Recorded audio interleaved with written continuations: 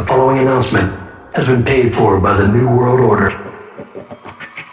Remember this, when you're the greatest fighter in the world today, they got a name for you.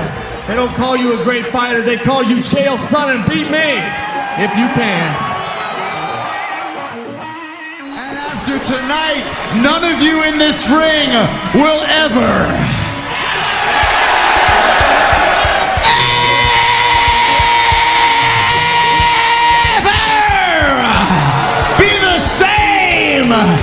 again!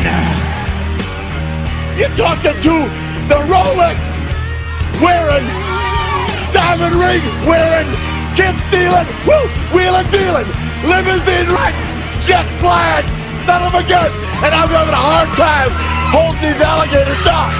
Woo! I'm gonna drink a Coors Light. That's a Coors Light because Bud Light won't pay me nothing. And I have my cold beer. You have your cold beer? If not, you are fucking jabroni. Wash it down with 1 beer, 2 beers, 3 beers, a shot of whiskey. Yippee-ki-yay, motherfucker. The following announcement has been paid for by the New World Order.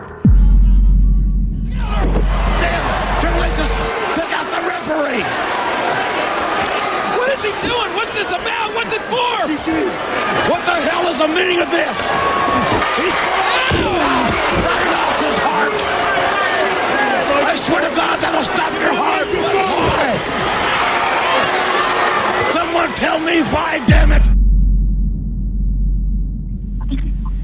Hey, welcome to the FRB show. The guest we have with us is a 3-time freestyle national champion, a former Strikeforce light heavyweight champion. He's also Bjorn Rebney's best friend, from what I've heard. His name is Muhammed Lawal, a.k.a. King Mo. What's going on, Mo? Nothing, man. Just chilling, dog. What's up with y'all? I'm doing all right. I'm here with Filthy Tom Lawlor. Well, we got beef, man. We got beef. Oh shit. Listen. You're with the Red Dragons, right? That's my chick, Ring of Honor. Right? Oh, okay. This is where this is going. All right, lay it on me. Listen. Your boys beat my Young Bucks. Yeah. You know what I'm saying? We want revenge, man, because the Young Bucks my favorite tag team. And to watch them lose, I watched the Wrestling Kingdom 9. To watch them lose, it hurt my heart, dog. I watched them lose on Ring of Honor too. Earlier this year, I think in April. And that hurt my heart as well, man. Yeah. I invited the Gun Bucks to come out to Florida to come hang out with me, because I'm big fans of theirs. So hopefully I can get some ring time with them. We can get some payback later this year. You're on the wrong team, my man. No, never that. Young Bucks all day, Bullet Club. Hey, that's my squad right there, man. I love the Young Bucks, Bullet Club. You know what I'm saying? Suck it. So, Mo, did you get a chance to see the New Japan pay-per-view? Oh yeah. I mean, loved it. How awesome was that thing? Man, you know what? It was great, man. I'm gonna watch it again tomorrow. Stiff style, man. The spots where I'm pointing, the referee was, man. I don't know how the referee, like, just watching him control everything. You know what I'm saying? Like, I don't know, just the crowd, man. I tell you this, like, those guys are. I don't know how they're able to perform like that on a monthly or weekly basis if they do it like that, because they have a stiff style, take hard bumps. I'm not with that. You know what I'm saying? I'll take my bumps, but nothing like that. So, Tom, did you watch it? Oh yeah, of course. I actually I had Todd Martin, who writes for Sherdog and Figure 4 Weekly. Actually, he came over to the house last Sunday morning after the Cormier Jones fight, and we watched some of Wrestle Kingdom 9. Even Red Dragon looked great. Obviously, Young Bucks looked okay, but I thought to me, oh my God, what a hater, man! Let me tell you something. The Young Bucks looked the Young Bucks looked the best out of that 4-way tag team. You know what I'm saying? That 4-way melee. They looked the best. The Red Dragons got put over so what? You know what I'm saying? The Young Bucks, we all know they're the better tag team. Well, hey, the record is clearly in Red Dragon's favor. They still have the belts. But Mo, what did you think? And Brian, what did you guys think about the Nakamura-Ibushi match? I thought that one stole the show. Oh, yeah. I'm like I said, man, I don't understand how those guys do that, man. It's way different than watching WWE. Like, only thing I can say is close to that is probably like Ring of Honor, NXT, and even guerrilla wrestling. Guerrilla, but GPW, they have some good matches too. You know what I'm saying? So I don't know. It's just, man, when you watch that, it makes you not want to watch like WWE and some American shows. I like the indie scene better. Those matches, man. Ridiculous. Yeah, I mean, the work rate is incredible, and I think the reason they can work so hard is like maybe they don't tour as like WWE. Like WWE, from what it's been described to me, is like you might have 2 days off in 1 week, whereas like they'll go on a tour for like 2 weeks and then they'll be home for 2 weeks. I'm not an expert. Do you know, Tom? Well, with the Japanese tours, they'll run a few weeks at a time, usually 2 or 3 weeks, and then they'll have a little bit of a break. But like Mo's talking about the Young Bucks and how they do it, those guys are wrestling the Indies, they're wrestling in Japan, they're all over the place. All over the place. Yeah, and I think one of the big things for them is, I mean, they're not subject to this out-of-competition testing, so they can recover at whatever rate that they want. Now, that kind of segues into John Jones, who's the subject of a lot of talk lately. And first, Mo, I know you're very close with Daniel Cormier, so I wanted to get your thoughts on the fight, on January 3rd with DC and John Jones. Well, let me rebuttal to this slick remark that Tom brought out about the Young Bucks. And the Young Bucks, look, first of all, they're genetic freaks, so they don't need to do anything. They heal fast. They're like too many Wolverines. Now, going back to the Jones-Cormier fight, I thought that was a great fight. I thought that take away the takedown in the first round, Daniel could win that first round. Second round, Daniel won. Third round, Daniel was winning. I thought he won that round, but the eye poke, once the eye poke hit, everything went downhill on Daniel's side. Like, he wasn't the same. And Jones controlled him. The third round, Jones was probably his best round when he took 2 takedowns. But other than that, like, most of it was they were just jockeying for position and landing some short shots. It was a good fight. I think a rematch, things would change because I think Daniel's camp would be better. He has Kane in his camp, and I'll be able to be there longer. And he has more people in his camp. But I think that Jones fought a great fight, very smart fight. It was a great fight. I think Daniel will beat him next fight. What did you think, Tom? I thought the fight was 2 rounds to 2 going into the 5th. And, but I'm watching it from the stands, from pretty far away. I know a lot of people that watched the pay-per-view thought that Jones was up and that he controlled the third round, but I thought Jones won the first round. He got the takedown. I thought Cormier won the second and third rounds, and then I thought Jones won the fourth. And the fifth round was kind of like a nothing round. I guess. Nothing round. Yeah, I guess Jones controlled it, but I wasn't. He was a champion. The thing is, I'm going to cut you off, Tom, but the thing is, okay, it's different when you're there, because I was there too. I was in Vegas too. I had pretty decent seats. I watched the fight. But when you hear the broadcasting, when you listen to the people, like, for instance, I watched Lawler versus Roddy. And I watched it, and I didn't hear no commentary. So to me, I had it 3 rounds and 2, 3 rounds and 2, pretty solid. Now, when I watched the fight, I was like, man, what are they? Am I wrong here? Like, what?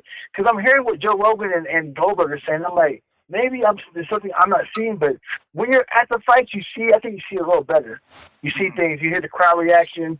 Because I'll tell you this, at the end of the fourth round, or third round, the fourth round when Robbie was on top throwing punches, the crowd went crazy.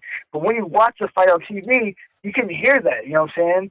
Same thing with the fifth round. At the end, like the fifth round, when Robbie was Robbie was on top of Johnny throwing punches, when Johnny was on his knees, you can hear the crowd go crazy. But on the telecast, all you hear is Joe Rogan and Mike Goldberg go crazy. They drown the crowd out with their voice. So it just seems different. I think live you get a better sense sometimes. So, I mean, at this point now, all the talk is about Jones and his positive cocaine test. What do you think should happen to him? Or should anything happen? Or should this even still be an issue? I'll tell you this, like, when Dan Garcia fought Eric Morales, I believe, Morales failed a drug test. Didn't Dan Garcia people know? And Dan Garcia like, hey, I want this, this, and this. And the fight it happened still, you know. I feel like maybe they should have told DC. DC could be like, okay, I'll fight it, but I want this, this, and this. You know, I don't know what the UFC is. Honestly, I really follow them. I really, what they do is what they do. You know what I'm saying? But whatever they choose to do is what they're going to do, you know. And fans can be mad, fans can be happy. They feel different. But, you know, when it's all said and done, Jones the champion. He beat my boy Daniel, but in the rematch, Daniel's going to beat him. Now, what do you think, Tom? Like, if you were in Daniel's position, would you have wanted to know that he flunked a coke? He flunked for coke like a month prior? Or? That's tough because I'm not sure how much that plays into the actual fight. I think most of the issues that arise have to do with the way that it's been handled, both behind the scenes and in the media by pretty much all the parties. The one thing I could say is if I knew somebody was doing cocaine and partying before I was about to fight him, it might give me kind of an extra like mental edge. You know, I'd be thinking that there's no way that they trained as hard for this fight as I did. That would be probably the only benefit that I can see from knowing. I mean, unless you're looking for a hookup at the after party, then of course you want to know.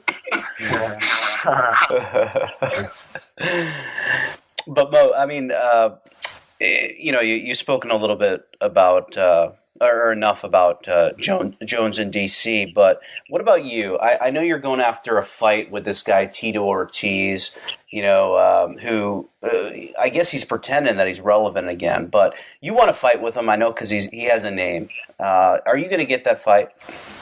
Well, I didn't want to really fight with him. I didn't care to fight with him. My goal was to get the belt. I just said something because I seen him was tweeting, and he was a bitch because when we did the interviews, I never bashed him. I never said one thing about him. I was actually for him fighting Quentin. And I was like, whatever, it's cool. He wants to fight, go ahead. Because he wasn't on my radar. But the fact he talking about, man, me versus Mo wouldn't be a good fight. I think it's pointless. Mo just laughed, blah, blah, blah. He's talking about me. When I'm right there, I didn't know. And then when I see him, he's trying to be all buddy. Now someone told me, I'm saying, like, no, you got to check the interview that Tito's doing. He's talking down on me. And I'm like, nah, there's no way you lying. Tito wouldn't talk bad about me because, man, when I see him, he's all buddy, you know what I'm saying? So when I saw him, I was like, okay, he's a bitch. And then my homegirl saw something that he tweeted, like, Mo versus Quentin Part 2, and it's two gorillas fighting. So I was like, you know what? I'm going to keep this in my head. I'm going to hold on to this. And when the right time pops up, I'm going to say something to him. And the right time popped up at that press conference. And you've seen, he won't say nothing. He just gives those PR answers like, yeah, okay, if Coker wants that, but he knows he really don't want to fight me. He wants nothing to do with me. He would never beat me. Even in his prime, he'd never beat me. I think he's slow. He has no punching power. I'm not worried about his wrestling. Not worried about his speed or his cardio. I'm not worried about nothing, because I know the fight ain't gonna happen. So my goal is to, beat Liam, Newton, whoever is my way to getting the belt. That's who I'm trying to see.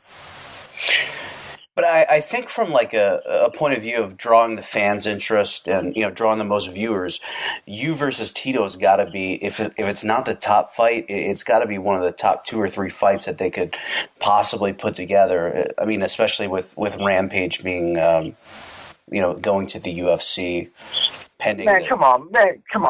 You really think? Come on, man. Quentin is going to court. That's what I think he's going to. He don't want to fight. I saw him in Vegas. I saw him at Chateau. Dude was like 265, maybe 270. No shit. Wow. Yeah, I think. Look, if you're gonna fight, you should fight Roy Nelson after Roy beats over him. You should fight Roy. Let Roy knock him out. I'm gonna tell you this: Quentin don't want to fight. He's talking all this and that. He's got to sue so and so for 10 to 20 million. You sound dumb, Quentin. You sound dumb. What's going to happen is he's probably going to be in court for a while, and you won't see him fight. I mean, I think he's happy with that. Yeah, what do you think, Tom? I mean, Do you think Rampage is running from a fight here, or he just wants to go back to the UFC where they'll match him with some bums because they need to draw some viewers and pay back their creditors? Or yeah, to be honest, I'm not sure what the hell is going on with that situation. It kind of came out of nowhere, and the timing of it is really suspect with the lawsuits being levied against the UFC. It was really bizarre. He don't want to fight, man. It sounds good. Oh, when he's back, I want to fight. It sounds good to start training. If somebody want to fight that's just about fighting, it wouldn't be 265, 270. If you run 230, you know what I'm saying? He ain't trying to fight. It sounds good. He wants to sound relevant, but man, he just don't want to fight no more. He don't want to fight no more. He just wants to get paychecks. That's why, he got a new car from UFC. That's what I heard. Yep. Okay, he can get gifts, and he can go to court. He's going to lose. And then he'll be like, all right, well, wait for my next gig. He'll try to do some pro wrestling. Not going to do it, because once he takes a bump, he's going to be like, you know what? To hell with this. He's going to try to act, but he can't act because after the A-Team, he didn't have a phone call since. If you're in a movie with a bunch of A-list celebrities and A-list actors, and you do good, guess what? You will get phone calls about roles. This dude played Mr. T, the worst Mr. T. Mr. Z, dude's terrible. And got no phone calls. Nothing. No one was interested in seeing him act. He could play himself. He should play himself in movies. No. But playing other roles, no, not going to happen. Now, Mo, I thought that you had made peace with Rampage. I mean, that was all fake from my sponsors, man. Oh, for MMA Elite, right? Yeah, so it was all because they're like, man, and I was like, okay, whatever. We're at his gym doing a photo shoot, so of course it was going to be nice because they write my check. So I was like, yeah, I can be nice. I never, we weren't cool, you know what I'm saying? We weren't cool at all. We knew what was up, you know what I'm saying? We had to play cool. We knew what was going on. Now, Tom, do you do that sometimes, like with the guys that are like giving you shit and stuff? Like you just got to be cool with them, like because for money reasons. But if they like looked at you the wrong way, you just like fucking slap them or something. I don't really have anybody that messes with me, Brian. I think they know if they do that the Red Dragon's going to take them out behind the scenes. Get out of here with that, man. That mess. We have a problem pretty soon when I see you, dog. Me and the Young Bucks, we should have a six-man tag team. Yeah. Me and the Young Bucks is you and the Red Dragons. Trios. Y'all bums. I would love it. I would love it. Believe me. Bums. Wait, oh my God! I'm gonna talk to him about that. Because I can work in the ring. I'm gonna talk to the Young Bucks about it. I'm gonna bring him out here in Florida, and we're gonna sit down and talk business. I'm gonna take care of that because there's no way my boys shall out for y'all twice. There's no way. I got a question for you, Mo. You were pretty tight with Kenny King. Is that? Yes, my dog. Yeah. Yeah. Is he still out here in Vegas? I'm out in Vegas currently, so. Yeah. I seen that. He's out there. I'll give you his number if you want it. All right. Sounds good. I know him from back in the day in Orlando. I'd run into him when he was hitting on hitting on every white chick in vicinity. So. He's FSW right now. Like he does some training there. FSW. It's a good school. Now, where's FSW? This is Las Vegas. I don't know the streets, but I know it's Las Vegas. Oh, they have shows. They had a house show last night. Phil Roney's been going there a little bit, working on doing some pro wrestling, taking bumps just for fun.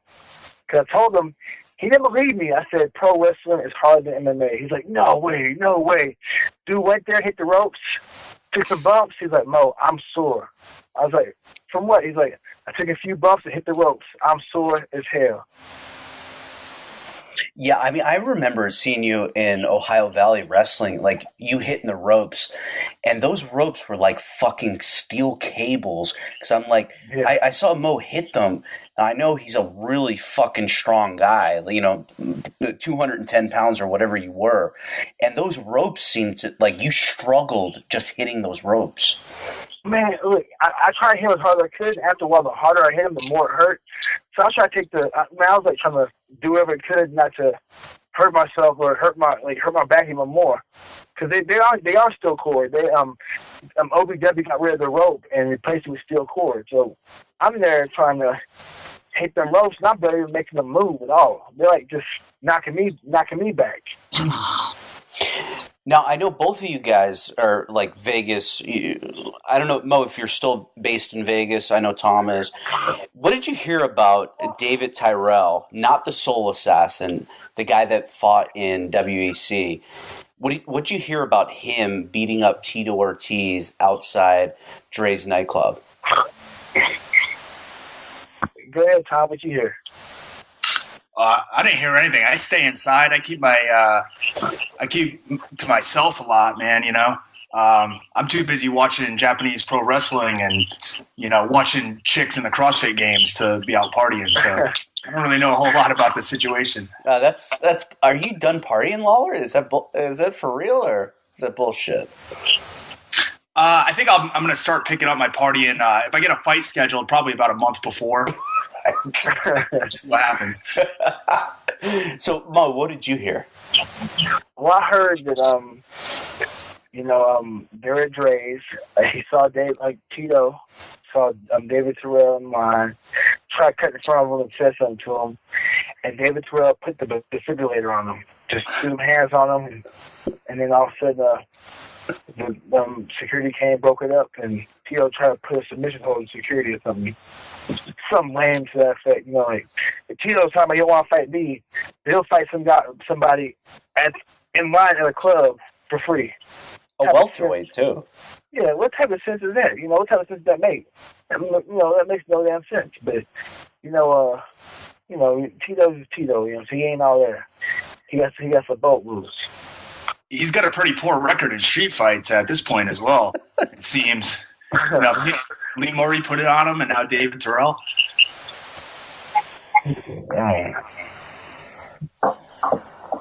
So, Mo, I got a question in regards to the Viacom contract. Now that TNA is off the channel, does that mean that you're effectively done with them? Well, I had no idea. Dixie texted me the other day and was talking to me. We're chopping it up. I don't know. Maybe we'll work something out. But for right now, I'm open to do I'm down to do indie shows like House of Hardcore. I think which is probably they have some of the best shows. House of Hardcore, with Tommy Dreamer. I'm down to do independent shows and I just need to get some more ring time because I've been training MMA and I haven't spent enough time in the ring since actually about a few months. So go back to working the ring. Hey Mo, do you watch like Raw regularly or what? There's so many choices, like 4 or 5 weekly shows now. Like, are you watching these shows or you just kind of read about them? Sometimes that's what I do. Raw, it just depends. If I hear about it, I'll try to go catch some matches. I mess with Lucha Underground, because Conan, Viva La Raza is my dog, I watch everything. If I miss, I go straight to YouTube and YouTube it, I don't know what it is. Like, my thing right now is amateur wrestling, boxing, pro wrestling, and just, kickboxing. I watch everything but MMA, to be real with you. I don't watch much MMA. Unless it's somebody I know fighting. If I don't know them, I ain't really watching it. I just can't watch it just to watch it no more. What about you, Tom? Yeah, actually, it's pretty interesting that you bring that up because it kind of falls in the same boat. I'll go to live shows and I love being there, but I find a lot of enjoyment in watching, the different disciplines in their kind of pure form, whether it's the king of all sports in pro wrestling or it's kickboxing or even, gi jiu-jitsu matches.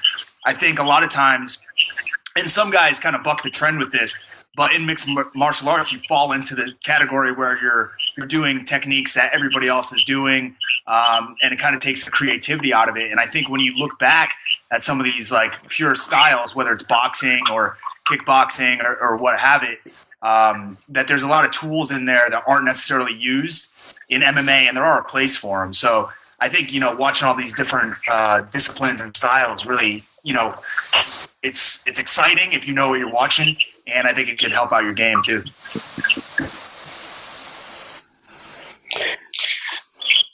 You got anything for Tom on that, Mo? No, I would get co-signing 102%. I feel like, especially MMA, because a lot of times you see everybody just doing the cookie cutter stuff, and I feel like if you're like, I feel like guys that are great at one thing and then average at everything else tend to be more exciting to watch than guys that just average at everything. Because when you're average at everything, that means you just, you can just do enough to get by. But it's like this: if I'm fighting a great kickboxer and I'm a good wrestler, then somebody's going to get beat down, because if I take the kickboxer to the ground, he'll know nothing off his back. I'm going to beat him up. Now, if I decide to try to stand with the kickboxer, I'm going to get pieced up, you know what I'm saying? Just like it's like how, if a good grappler faces a guy's good jiu-jitsu. Well, a good striker faces a guy's good jiu-jitsu. Then here's the thing. What's going to happen? Will the guy get in the ground, or we get beat up? A wrestler versus a pure jiu-jitsu guy. Will the wrestler go for the takedown? We try to stand. Like, how the jiu-jitsu guy bring a fight to the ground. That's what makes the fight interesting, and tactics and technique. Sure. Game planning. I mean, that reminds me, Mo, because I think this is a quote attributed to you, that you said MMA is not a real sport. And if I'm saying that out of context, I apologize, and you can correct me. You said it right. It's not. In true sports, the results all that matters. So I go to nationals, set up a nationals, and I wrestle 5 matches, and I win nationals. All my matches are 1-0, 1-0, 1-0. Guess what? People are going to say, Mo sure can win. National champion. Now, say I watch a football game and score is 3-0. Man, great game. Defense wins games. Man, that was a great game. Oh, if you let that first down, oh, man, it would have been, they probably could have won that game. MMA, I beat you 29, I beat you 30-27, 3-9 rounds. Man, Mo's good, but he's boring. Man, all he does is take guys down and beat up on them a little bit. He's not trying to stand and bang. Man, if you want to stand and bang, do tough man. Do BKB boxing. Go to it's glory. Go to glory. Do something like that. But MMA is all about winning any way you can without taking any damage. Standing and banging is that doesn't exist really. Unless you're two swingers, two brawlers trying to fight. For the most part, MMA, we could be undefeated, but if your classified as boring, then guess what? People won't watch you, and the promoter will want you to fight. Yeah, I hear you on that. And another topic that you've been really outspoken about is Bjorn Rebney. And I feel like Bjorn, maybe they should rename it to, instead of Weekend at Bernie's, maybe Weekend at Bjorn's, because I don't know where the hell the guy is. I know on Twitter he said he's in Mexico or something. Where is he, and why do you dislike him? Because it seems like you don't like him. I don't know where he's at. It's like, where's Waldo? To me, just he just seemed like he didn't seem genuine, but that's about it. Some of the stuff he did, I don't like to go into it because, knowing him, he's the type of guy to file a lawsuit, do something weird like that. So I'm not gonna. I like to speak on Bjorn because he ain't a dumb man. He ain't dumb at all. He's kind of slick and he's smart. And he does some stuff that if he does something with intention. So I'm not there to talk about Bjorn no more. Other than dick riding, right? That's not my form of transportation. Speaking of that, I was under the impression that he was traveling the country in the Winnebago with his dad. But I know you're talking about. Oh. I heard about that. Have you ever seen that video? Yeah, I've seen it. That's funny. It's great. Phenomenal. Mo, you were talking a second ago about standing and banging and, how that doesn't necessarily play into winning and being in the sport. Now, I would like to send out a huge congratulations to you on being chosen as the number 4 best knockout in Bellator history, as they aired it, I believe it was last night on Friday. And I would also like to thank you for knocking out my friend, one of my best friends, Seth Petrozelli, because, in that case, he kind of needed to be brought back down to earth after that win over Kimbo. He's been riding that thing for years, and I was glad to see somebody put him in his place. Well, that's messed up. I like Seth, man. Seth is cool, man. I like Seth because Seth was Seth. Seth kept it real. I feel like a lot of fighters, they're afraid to be themselves, so they all play the cookie cutter roles. Like, great fight. Yeah, he's a great opponent. My hat's off to him. Look at that. Man, I ain't trying to hear that. Keep it real. If you don't like somebody, say it. You know what I'm saying? Like, I want to see, I want to see, celebration dances. Like, you knock somebody out, you do a celebration. Something with rhythm, something that's cool. You know what I'm saying? Like, what I want to do is, if I knock you out, I want to go to a corner, and all fours lift my right leg up and piss. Like, I'm pissed like a dog, you know what I'm saying? I want to do something like that, you know what I'm saying? Like, I tried the Stone Cold Steve Austin thing. It got me fined. I did a DX and the middle finger flipping the crowd off. Got me fined. I got to find something else different. Is it when you got fined in Houston? Was that with the bottle that you? Was that it, or was it another one? No, I got fined like my first fight in Bellator. Because I had the Rockstar, and I was like, I'm gonna do a Stone Cold Steve Austin tribute. Oh. So the commissioner dude gave me the Rockstar, and then Mayhem, but I won Mayhem and jumped up and down like, yeah. And he handed me the Rockstar, and when I opened it to do the Stone Cold, to cheers and drink that, it sprayed everywhere on my face. And I'm like, oh. So I just started getting wild with it, hit the two cans together, started downing my Rockstar, and then walked around, and they fined me, man. I didn't know. They fined me, I think, like $5,000 or something like that. I don't know. Something ridiculous. Some bullshit. Fuck. Mo, I know you're still very closely connected with the wrestling community, so I wanted to get your thoughts on some of the guys that are transitioning over to mixed martial arts, primarily Aaron Pico, and Henry Cejudo, and 5-time world champion Gasilov from Russia, who is I don't know if you were in the room with them. With DC for this camp, or I saw Hajj Murad in New York, and I saw him in Vegas. With Pico, sky's the limit. He's a real old school style of wrestling, very very physical with his hands. He's good boxing, from what I understand and what I've seen. He's a combat athlete. With Cejudo, sky's the limit with him. Depending on weight class and who he's training with, Cejudo can be a beast too, a monster, future champion. Hajime Gatsalav is somebody that, he's like, he's sky's the limit for this dude. I love to see him come down to Florida and come train at ATT or AKA with people that are familiar with him, like me and Daniel. He's the only person I know. Like, only one American's beating him, and that's Terrell Delagney. If he consolidated me, Burton, Gutches, I believe, Dean Morrison, he's beaten Cormier. He's beaten everybody. Everybody I can think of. Ryan Tobin. He beat the whole Olympic ladder. Lee Ford. No one's beating him. He beat us all. And he was like at one point 12-0 versus America. And Terrell finally got him for us twice. But man, he's an amazing athlete, very explosive, quick, limber, great reflexes. He'll probably be fight 205, and he'll be a problem for people if he chooses to fight. Sure. Hey, Tom, do you know Gasilov? Have you had an opportunity to see him, some of his film? Yeah, I've caught a lot of his stuff. I was actually going to interject there and say, the most amazing part about that is, the reason why he was even wrestling Tervel Delagnov is because he can't make the team in his own country at that weight. Gadisov, Abdulsalam Gadisov. Gadisov is the guy, and he bumped up, and he's won worlds at heavyweight. Gadisov beat him. Gadisov's a beast. Oh, I forgot. There's a Cuban out here by the name of Michel Batista. Be on the lookout for him. He actually beat Daniel, pinned Daniel at Pan Am's. I beat him at Pan Am Championships.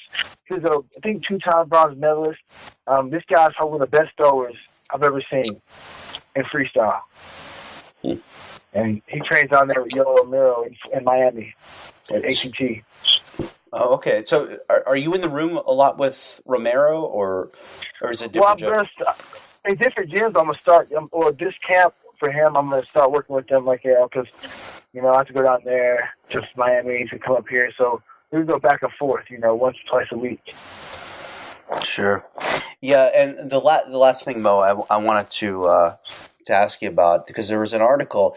I can't pronounce the fellow's name, but he's on MMA Fighting. He's got like 3 names. I think his name is Sean Al something. But he did an article about Real Pro Wrestling from 2004. Oh, and man. I don't know if he asked you for some quotes on it, but I just wanted to get some of your thoughts about it, because, you know, it was pretty cool. It's a decade ago. It's amazing how fast things have gone. Yeah, man, what do you want to know about it? There's a lot of quotes on there. Whatever you want to talk about, man. Well, like, you know, Rulon, Daniel, and Joe Warren, we understood that it's wrestling, but it's not USA Wrestling. You know, it's on TV, so we have to make it entertaining for the people that are watching, because we don't want the hardcore wrestling fans watching it. We want the people that don't know what wrestling really is about, because that number is greater than the hardcores. So me and Dan and Joe were like, look, we're going to go out there, talk trash. You know, Rulon was like, yeah, y'all talk trash, because everybody else is boring. So out there, we're all talking trash. You know, time for an interview, we're just smashing people. Our interview's like an hour long, longer than everybody else's, because we're giving them great quotes and sound, you know, great bites. And I was like, Lee Floyd's a cheap tractor. He's no John Deere. All he can do is move forward and backward, no lateral movement. And I said that, right? And that hurt me a little bit, because I lost camps. You know, people would bring me in because they thought that was a bad sport, unsportsmanlike, and they thought I called Lee Soulhart a cheap cracker. And I'm like, what? I was like, ain't no John Deere cracker. I said tractor, you know what I'm saying? And that hurt me, like, you know. And even when Daniel Spain coming Wildlands, people thought that was cool. But then, I guess, you know, the wrestling community thought that was bad. They kind of fined Daniel. They fined Daniel after that, which was later after the match had been done already, you know. With wrestling is the point now, because you get the different personalities. You know, you have guys like me, you have guys like Ben Askren, guys like Johnny Hendricks, you know, different guys. We weren't the same.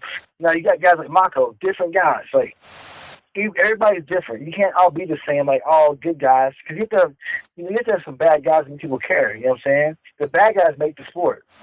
Like in pro wrestling, the heel makes the wrestling show. Absolutely. I was really impressed, Mo, by the fact that you not only, I mean, that you were probably the highlight of that season for me. I have it on DVD somewhere, stashed underneath my Debbie Does Dallas collection. But how did you wrestle with nipple rings? And I mean, hey man, look. I take them hoes down. Listen, I take them hoes down. The thing is, like, I take them down, man. I do my thing. I lost a bet. And I think it was a basketball game. It was something stupid. I lost a bet. And I got them done, kept them in, because I was like, man, these hoes hurt so bad. I was like, I'm going to keep them in. Because if something that, you know, that hurt that bad, you know, I had to keep them in for like 2 months. After a while, I was like, fuck it. Just keep it in and roll with it. And it was different because, man, I go to the club, and when I first got done, it made my chest look all big, because all the swelling went to my chest. So I took my shirt off in the club, and them hoes were like, oh my God. And I was like, oh, I like this shit? I was like, okay, hell yeah, that's what's up. And then some people thought I was a freak, I was crazy and shit, but I didn't care, because it is what it is, man. I ain't all there, you know what I'm saying? I'm a fucking fighter and wrestler. So, because the chicks liked it, you went along with it. Hell yeah, I can't. I was like, I can't say one girl that didn't like it. No, it's not like, I don't like that. But then eventually, like, oh, okay, I like that, because they play with it. You know what I'm saying? I was like, cool. They play with it. You know what I'm saying? Straight up. No shit. Now, I mean, Tom, I would think that's something that, like, a couple white guys like us couldn't get away with. Maybe a more stylish guy like Mo could get away with it. No, you could. You could. No, it's like this. You could, but belly button ring is a no-no. That's a no-no. I've seen dudes. I remember on Eliminate, some dude, because that's where the bet came from, because we watched Eliminate, and it's like, oh, you get your nipple pierced, but some dude got his belly button pierced and went a date with the girl. Ain't no way in hell I'm finna do that. What do you got, Tom? Well, it's funny that you bring that up, because actually myself and Seth Petrozelli one night, man, I'm trying to think of the name of the club. It's in Fort Lauderdale. It might be like the Living Room. Does that sound familiar? No. Is that place? Is that some we kind of were gay there. bar? I mean, hey, if you and Seth were there, it's got to be some kind of fucking gay bar. Listen, I was just talking about taking his shirt off at the club with nipple rings on, and the only places I have been to plenty of gay bars, and those are the only places where you can take your shirt off if you're a guy. So, I mean,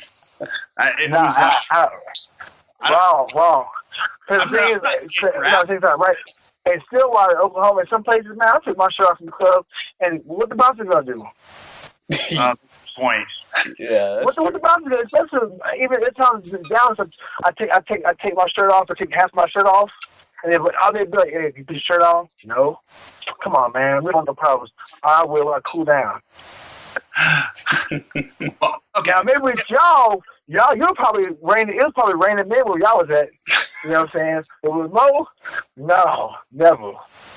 It wasn't rain. It was hail. It was hailing men.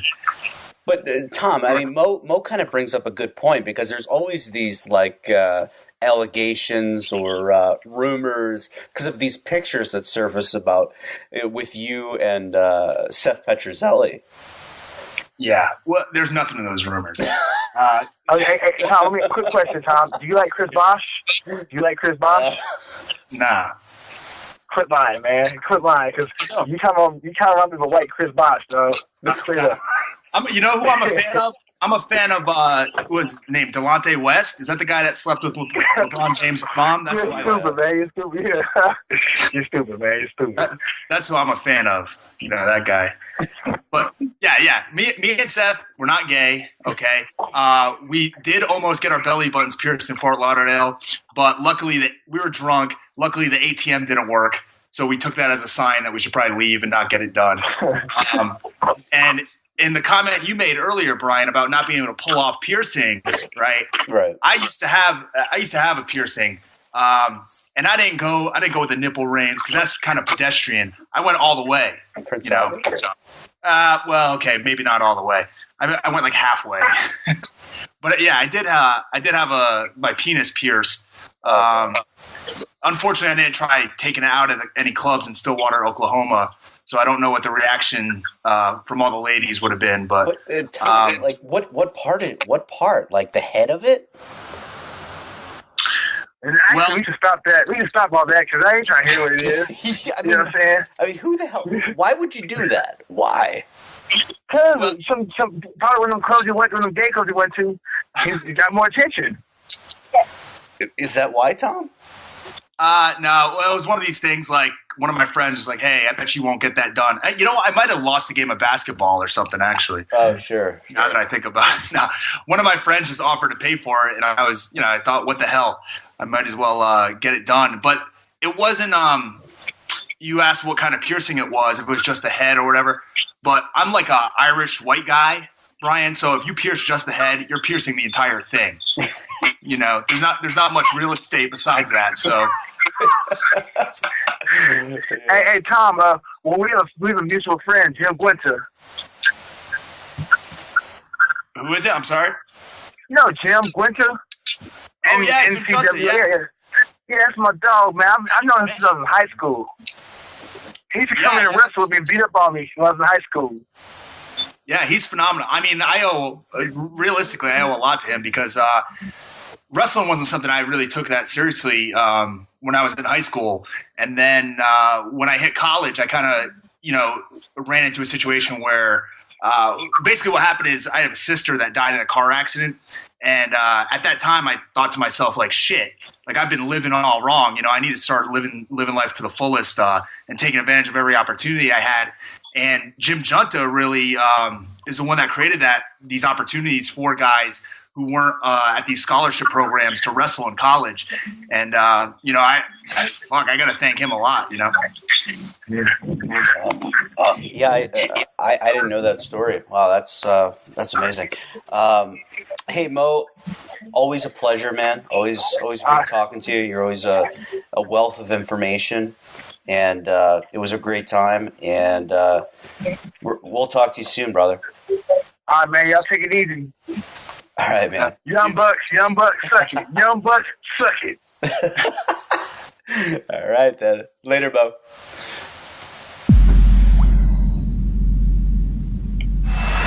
Now you know, you dumb son of a bitch. Oh my God! What the hell did he mean by that? It was Triple H! Really, it was Triple H! It's Stone Cold's home state of Texas and the home of WrestleMania. Almost Stone Cold has been destroyed, has been left battered and bloody and hammered at the hands of the game and the sledgehammer. Triple H, the accomplice! Why, Triple H? You son of a bitch! Why? Tell me why! All right, welcome to the Filthy FRB Show. We have a couple great guests. Number one, OMA, Beau Taylor, legendary from the underground. Jake Shields, and I'm joined with Filthy Tom Lawlor. What's going on, guys? Just hanging out. It's good to have the Jake Shields on the phone. Jake, Beau Taylor here, one-man army. You don't know me very well, but I'm No, I never met you. I've heard about you. I know you're pretty obnoxious on the forums, but nice to meet you. Yeah, don't worry. It's just an act. I'm a great guy in real life. Yeah, but first of all, thanks for coming on. Know. Front Row Brian, who is a legend on scooping inside information in the hardcore world, becoming a superstar now with a show. Tom Lawlor, obviously, needs no introduction. The man with his 7-year UFC career, you can't get rid of the guy. Believe me, I've talked to Dana about it. We've tried. You can't. Superstar, but it's an honor that you would do my friend's show. So I want to say thank you for that alone. But of course, no problem. Thanks for having me. Can I ask you? And I'll give it back over to the host here in a second. But can I ask you a serious question? Yes, I suppose you can. What are you wearing right now? It's pretty serious. Just jeans and a t-shirt. Nothing too fancy for you, Beau. Oh my God, that is hot. Okay. So, Jake, you were at a brunch, but isn't brunch supposed to be between breakfast and lunch, or is it? I mean, it's 3 o'clock out there. Is that about time? Well, I would say sleep in, and I worked out, so then I go eat. You're in San Francisco right now, Jake? Yeah, San Francisco. Then you were definitely at a dunch. Yeah, I guess you're right. Officially, that just doesn't sound too good. Yeah, there's breakfast, brunch, lunch, dunch, supper, supper. That's not a very good sound. You can't really tell people that. No, you can't. That's kind of embarrassing. You don't say you're a dunch. Yeah, that kind of sounds like a Dutch oven or something. Exactly. It does. Which is a horrible sound. Exactly. Horrible experience too.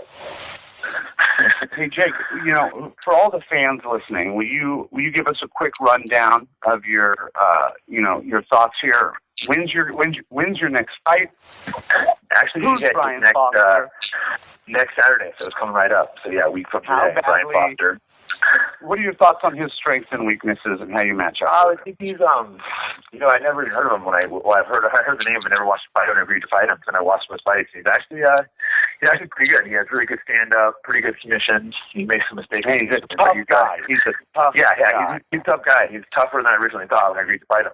He's really fast, comes in and in, but I think he makes mistakes in submissions. I think I can tap him out. Jake, I got a question. Finally. Jake, this is Tom here. Yeah, it's Tom. I have a question. How do you feel about? Good.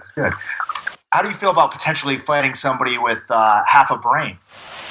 Half a brain.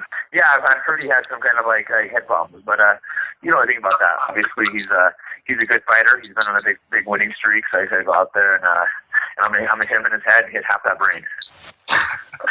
He's got the part of the brain that controls fighting.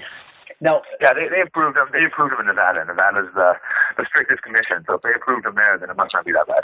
Now, right. Mathematics are not his strong point, but punching people in the face, he's still got that part of the brain. He has the punching and the choking part, so can't take him lightly. Now, Jake, I mean, have you ever fought somebody who's had their testicle burst like this guy Foster? Does he have that too? He's got half a brain and half a sack of testicles. I did not know that. I did not know that part. I wish I was just fucking around. I wish I was kind of being a funny guy and fucking around with you, but no, that's it. Really happened. His testicle, one of his testicles burst from a leg count. Oh man! The first thing that comes to mind is, would that happen in a fight? In practice, I think it happened like 2 or 3 years ago. Do you know, Tom? Wow. Man, that is terrible. I don't know exactly what happened, but I mean, how are you going to hurt that guy? I mean, he's Professor X's worst nightmare. Life has already hurt him so much. He's like the toughest guy ever. So basically, they had one testicle removed because of man, that's terrible. I've heard that happen to a few fighters actually. That's a pretty scary thing. Guys getting hit, getting removed. That's just horrible. Must be the worst pain, and not something anyone wants to deal with.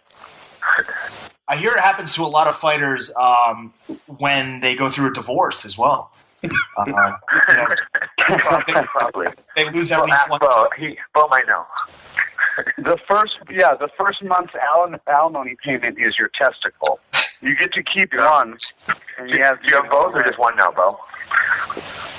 I got an implant, so it looks like I have both. But I definitely lost one in the divorce.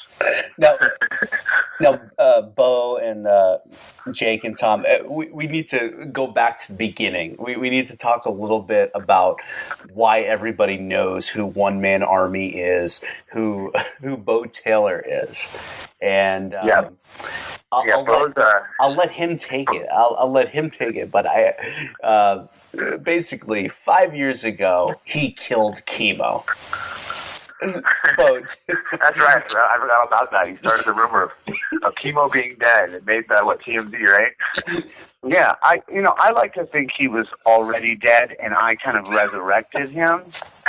But that's actually more true. But hey, yeah.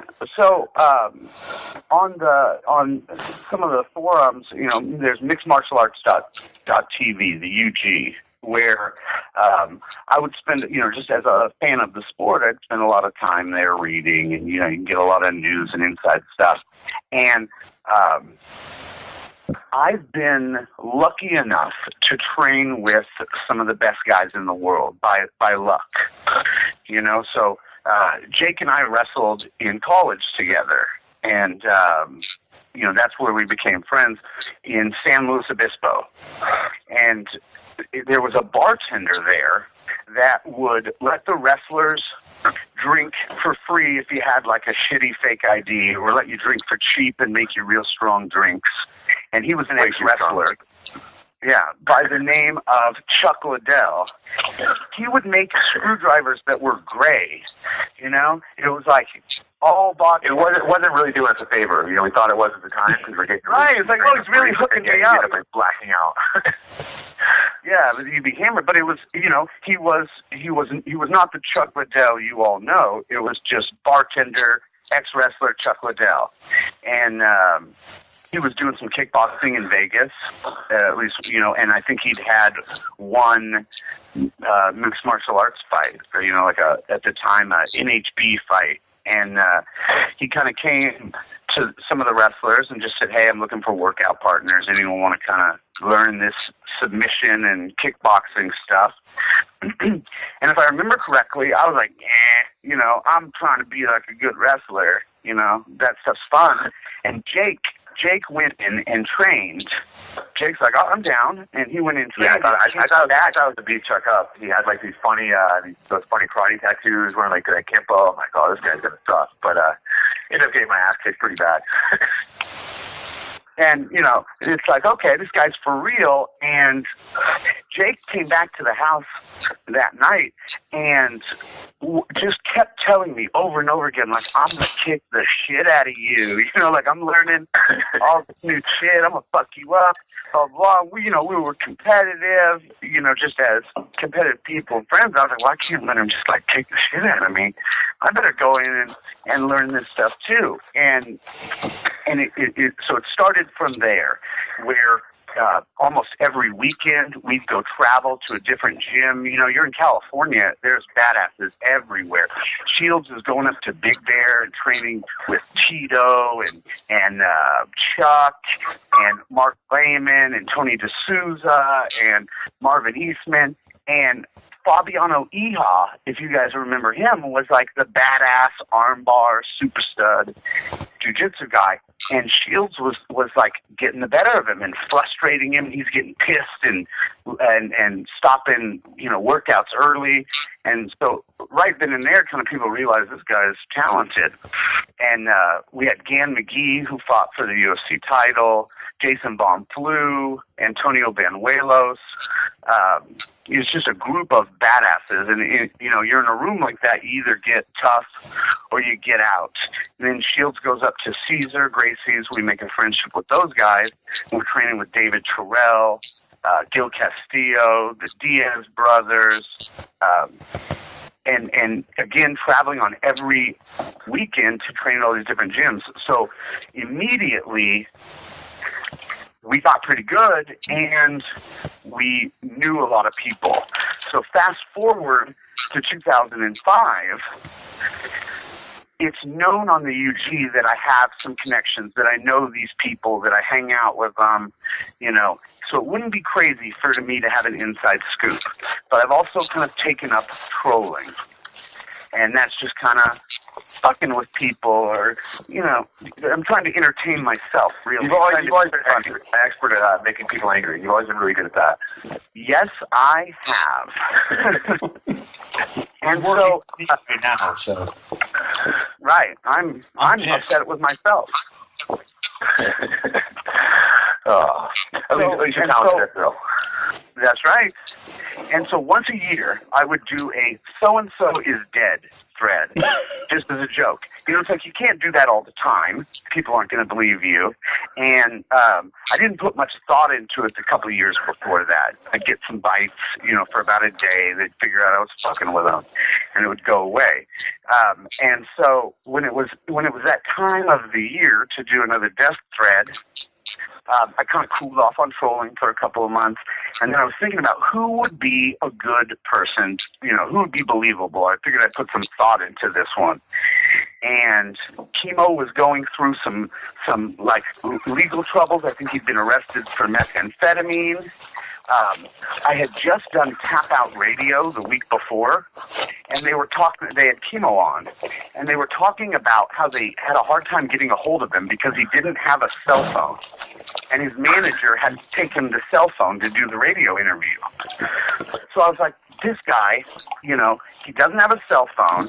He's got all these troubles going on, so it'd be believable if he died of a heart attack. The guy's doing meth, and no one's going to be able to get a hold of him right away. You know, so if I say so-and-so's dead, and then 12 hours later he's like, what? No, I'm not. It'll ruin it, but if no one can get a hold of this guy for a couple of days, I might be able to run with this thing. And I found out who his jiu-jitsu coach was. I knew some guys that trained down there, so I referenced their names. And I just said, you know, hey, he's down. And I wrote it real believable, like I was actually concerned and saddened by this great death. And a lot of people are emotionally tied to Chemo, too. You have to kind of understand, because he was the first guy to give Royce Gracie troubles. A lot of people were anti-Gracie, anti-grappling, you know, just at heart. If you weren't a good grappler, you might have rooted for him to lose. And so I made up a story that, you know, he had died of a heart attack in Costa Rica. But I didn't know too much. It's like, you know, but, you know, his cause of death, they're not certain. They believe it was due to a heart attack. And then immediately switched to telling the story of his career. You know, so I stopped talking about his death, and it's like this man, you know, had an amazing career, and kind of went down what he had done, and kind of focused on him as a historical NHB MMA figure. And so, you know, the last two paragraphs are like he He almost beat Chemo. He fought in a super fight against Ken Shamrock. You put some serious thought into your trolling, bro.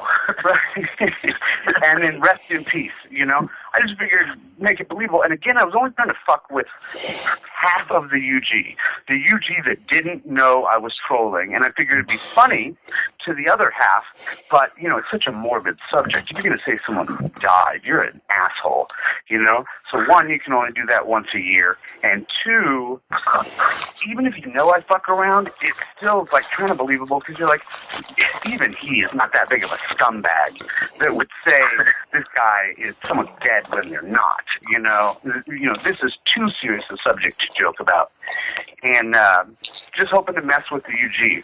But the problem was, and where it ended up being lucky, is it just started to grow and grow and grow, and these MMA websites, and I say that in quotes, these reporters, the sport, you know, was kind of a joke media-wise back then, so people started citing... What's that? Is that a reference to us? Is that a reference to myself and Brian? No, not at all. It's a reference to back in the day where these sites didn't have a lot of money, but were trying to make themselves believable, make themselves considered a legitimate news outlet. So they would post things that were not true. Anything you guys post are rumors or things that you're hearing about, legitimate things. These guys just started copying news, stealing news from other places. And so originally, you know, MMA Weekly would say, one-man army, Beau Taylor, who's an insider and knows all these guys, is reporting that Chemo's dead. And they're citing me as reliable source. Right. And they're citing me as the reference. And so it's like, this is funny. This is getting even bigger. I can't believe these idiots are doing this. Where it went crazy was, this was another week after Michael Jackson had just died, and TMZ had scooped that. But they had guessed. Yes. Before you go any further, you're saying this is a week before when Michael Jackson died, but you're forgetting another very beautiful white female in Farrah Fawcett also died that same day. That was a heartbreaking subject, but I don't think TMZ scooped Farrah Fawcett's death. TMZ was the first to report. He left for the hospital, and 15 minutes later, they were like, he's dead, bro. We confirmed it. He's dead. I don't know this for a fact, but I assume they just guessed and guessed right, because he, you know, was dead leaving the scene. But the other people are not ready to report it yet, because all the facts aren't in. TMZ's like, we got this. He's dead, bro. But Beau, not to interrupt you, but Jake, what did you think when your buddy is like at the center of this incredible controversy? Were you like, oh God, I don't know. It was, it's just Beau. I mean, I've known him for enough years. He's always done weird, crazy stuff. So I was not really that surprised. I thought it was, you know, amusing that it made like the mainstream news and stuff. But it just, to me, it wasn't surprising at all. The stuff Beau does, known enough years. Like, it was almost expected. Yeah, exactly. It's one of the things. If it was different with my friends, I'd be surprised. But with Beau, you're like, oh yeah, that's typical Beau doing something like that. Jake, is there anything that Beau has done in the past that would surprise you, or that did surprise you? Probably quite a few things. Lay it on us. He knocked my tooth out one time. Ooh. And did not pay for it either. I don't even take the time, so it's all right. How did that happen? Yeah, and that tooth looks good now. I'm going to be honest. I think it looks better than it did before. So you're welcome. Thank you. I think we're just drinking a little too much and got bored and started to fight each other. When we were in college, I had a big ring on. Hey, Tom, are you drinking? Yeah. Yeah, I'm drinking. Beau, are you drinking? I am. I'm the only one not drinking here. Yeah. We said that earlier. Yeah, Jake's going to be. I would join in if it was after my fight, but unfortunately, I can't right now. Who cares? Jump in now. It doesn't matter. It didn't stop John Jones from doing a couple of lines. Good point. Well, what's one drink compared to a couple lines?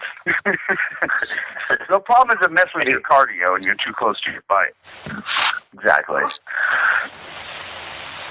But yeah, when we were young in college, we were real competitive. Young, dumb, testosterone filled. We got in our share of bar fights. We'd like to think we never started any bar fights, any fights for that matter, but we always finished them. If you stepped up and talked some trash, we wouldn't let you out of it. If you later started to try to kind of like back down, it was like, no, you said this, But sometimes, if one of us had too much to drink or both of us had too much to drink, we would kind of get into it with each other too. And I think I was wearing like a CIF championship. I was coaching a wrestling team, Paso Robles High School. Go Paso Robles High School. And we had won the California Interscholastic Federation section championships, and we'd gotten these rings. And so I'm wearing this big old class ring, not thinking about it. We get competitive about something, start throwing blows, and I punched it. Yeah, I don't think you hit that hard. I think the ring just split the tooth in half. Beau, did you also have on a sweet Letterman jacket at the time? No, but I had my Letterman jacket. He still wears it. Put it on. He still walks around and wears it. I was talking about that time in high school. I'm literally wearing it right now because I don't want to brag, but I was a 4-year varsity letter winner, and how are people going to know that if I don't wear my Letterman jacket? Now, Beau, you used to tell people on the UG that you had a perfect life, a perfect wife, and a perfect cock. No,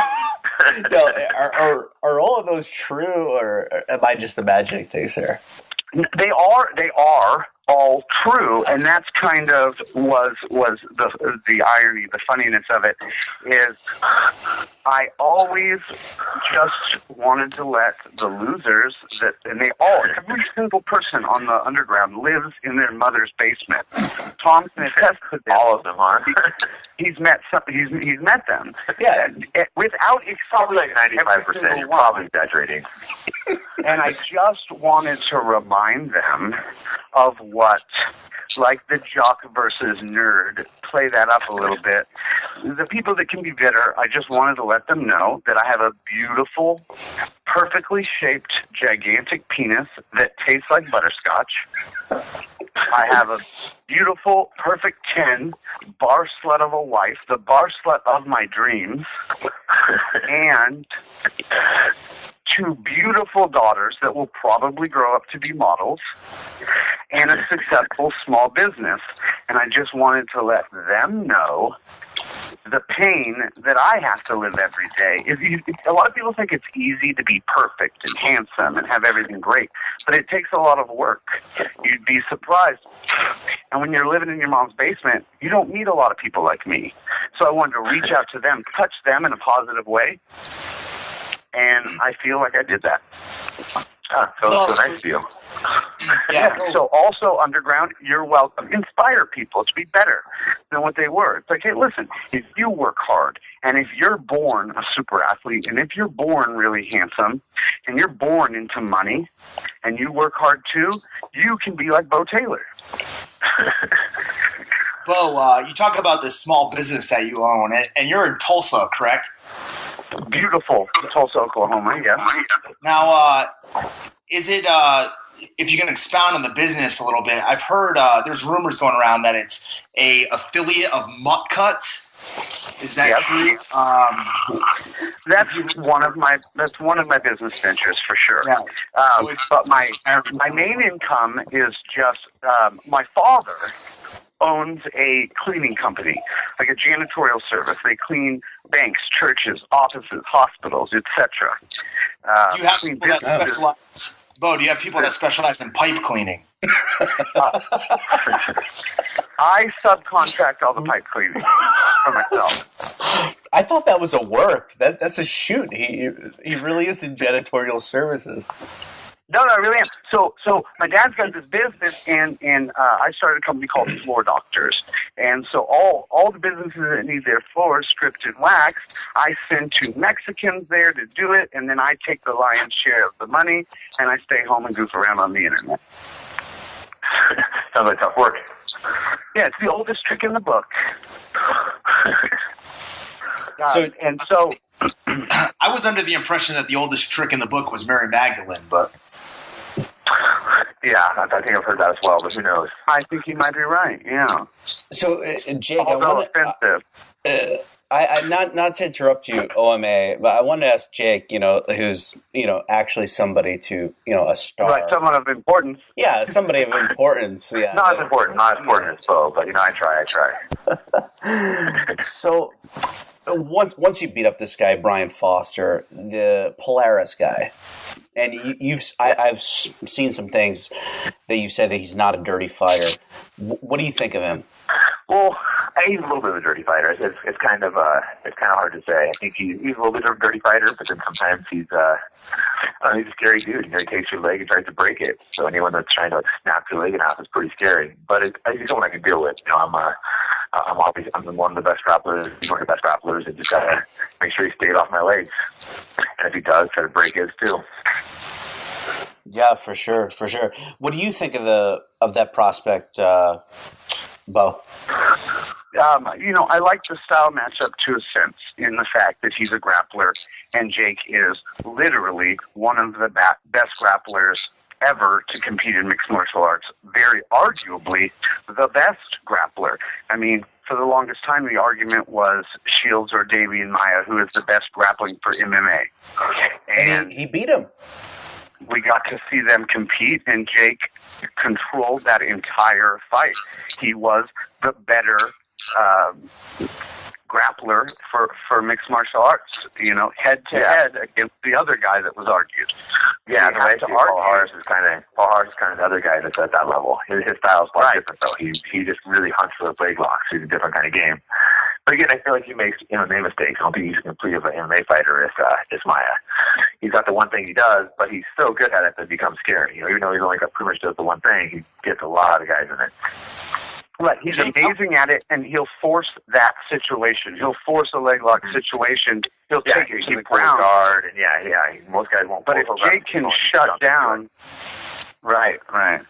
Beau, I think if Jake can shut down that first attack, he turns it into a grappling match, a complete, well-rounded grappling match. Jake is better at 99% of anything that can happen. So I like the matchup, but how do you fight that guy and not be scared of getting leg locked? I agree, but he's still dangerous because if he does get it, he's gonna try to hurt you, not to make it. He's gonna try to snap your leg off. So it makes it a little scary. He's so good at the one thing, but overall, I think I hold a lot of advantage of him. Beau, real quick, I have a question for you. Now, you said you've been training for years and years. Have you developed a pretty bad cauliflower ear up to this point? I have one little tiny cauliflower ear, and that's from getting kicked in the ear by Scott Adams, of all people, the former president of the WEC, and I think he's like 7 or 8-0 MMA fighter, fought in the UFC, beat Ian Freeman. He used to work with Shelby, but no, right? I don't have bad cauliflower ear. What were you saying, Brian? Well, he used to work with Shelby at WEC, right? Yeah. I mean, Reed, is it Reed Harris? Yeah. Reed Harris. Yeah, Reed Scott Harris. Adams were the two owners. Yeah, they're the main ones that started it and had it. And then I think they bought the WC out, and Reed kind of stayed on, and Scott Adams, they kind of parted ways. Yeah. And somehow Reed stuck around and still works for the UFC. So not sure what he does, but he's always there. Well, the reason I was asking is because you just keep talking. Whether Brian, Jake, I was just trying to help you out because I knew you're new to the podcasting. I was trying to set you up there so I could ask Jake a question about, or actually, I was going to say how impressed I was with his grappling against Roberto Satoshi at Metamoris. I thought that was, to me, probably one of the most impressive performances I've seen. And I just wanted to know a little bit more about that experience and, how that went down. Yeah, no, that was a cool experience. I actually, I wasn't planning on doing it. I talked to Hollick before, told him I was interested in doing Metamoris, but the Carter's all booked up, and I was actually out on vacation in Maui, and he called me like literally the week before the tournament and asked if I wanted to do it. And I said, I figured grappling is not famous fighting, so I figured I was in good enough shape to do it. So I agreed to do it. Went out there. I only had like about 3 days to train for it, but luckily I stayed in shape year round, so I was out there and win the match. I'd like to do it again, have a little more time so I could push the action a little more. But I'd never. I did the secret match. So the secret match, they don't even tell us who we're going against. They keep it secret, but I didn't even know who I was going against. Oh, I didn't know that. Yeah, you didn't know who you were competing against? I literally walked out on the match and see this dude, and I still didn't know who he was because I don't follow jiu-jitsu that close. I know like a lot of the big names, but I didn't even know what the guy was going to do. I'm just like, I'm looking at his body being like, he walked out in a gi, more looks like a guard guy, but it actually surprised me by how strong he was. He was like really strong and wiry, but after a minute or two, I started figuring his style out, or a little longer than that, but after, a little while, I started, I had no idea what kind of, it was I kind of like it actually. You have no idea what the guy's going to do. It makes it like more realistic. You just go out there and fight someone and see what they're going to do. It's like the old school dojo storm. You go into the gym, you don't know who you're competing against. But yeah, it's cool. You have no idea what kind of stuff they're going to do. What were his that strengths? aspect of it? His strength, he was a really good, actually decent takedowns and stuff, was able to stop those, but I'm not sure how top game was because, he never really got on top of me, but he had really good, tricky guards. It was hard to pass. It took me a little bit to figure it out because it's a different style than MMA guard. Flipping upside down, but eventually I figured it out and started passing. Yeah. Jake, do you kind of miss that aspect of the sport as a guy that's been around for, I was going to say forever, but that's not true. But a guy that's been around kind of since the inception of this MMA game, it's kind of got... What's that? I missed. What was your first? What was your first fight, Jay? Like 97 or 99? 98. I think 99. I think. Okay. So yeah, that like a little over 15 years now. Yeah, no, it's kind of crazy. It doesn't seem that long, but yeah, I've been in the sport for a while. It's big changes. Obviously, it wasn't there in the very beginning. We were watching it then, but just when I first started fighting, it was like super regulated. Had to go to Indian reservations. It was super underground. The only people that watched it were like hardcore. So it was it's good and bad watching the change. It's been nice seeing it become a lot more mainstream and more money and more people watching it. But then it's kind of some things kind of suck as well because before all the fighters were just people that really wanted to fight. People weren't doing it trying to get fame or trying to get money. People just wanted to get out there and beat each other up. Yeah, I think a lot of that is lost on the fans nowadays. Like. And especially the fighters, too, because they come into a situation where there is money in the sport and there is money to be made and there's all these big TV contracts and stuff. But I think I can speak for all of us here that are on the line, but we've been watching since probably the 90s and have been involved in the scene since then. And it's crazy to see, I guess, a transition from, you show up to fight somebody just for your own peace of mind and wanting to win. As opposed to now, you have months and months to game plan and get ready for a fight.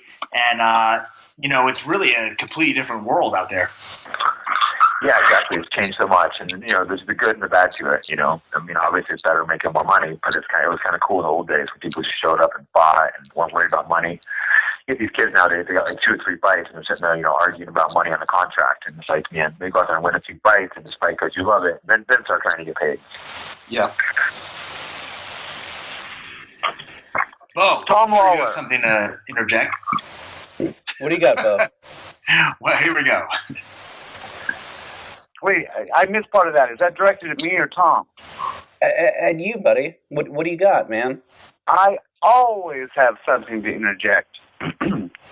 I would like to tell another story about Jake Shields from college. Does this involve an Asian girl?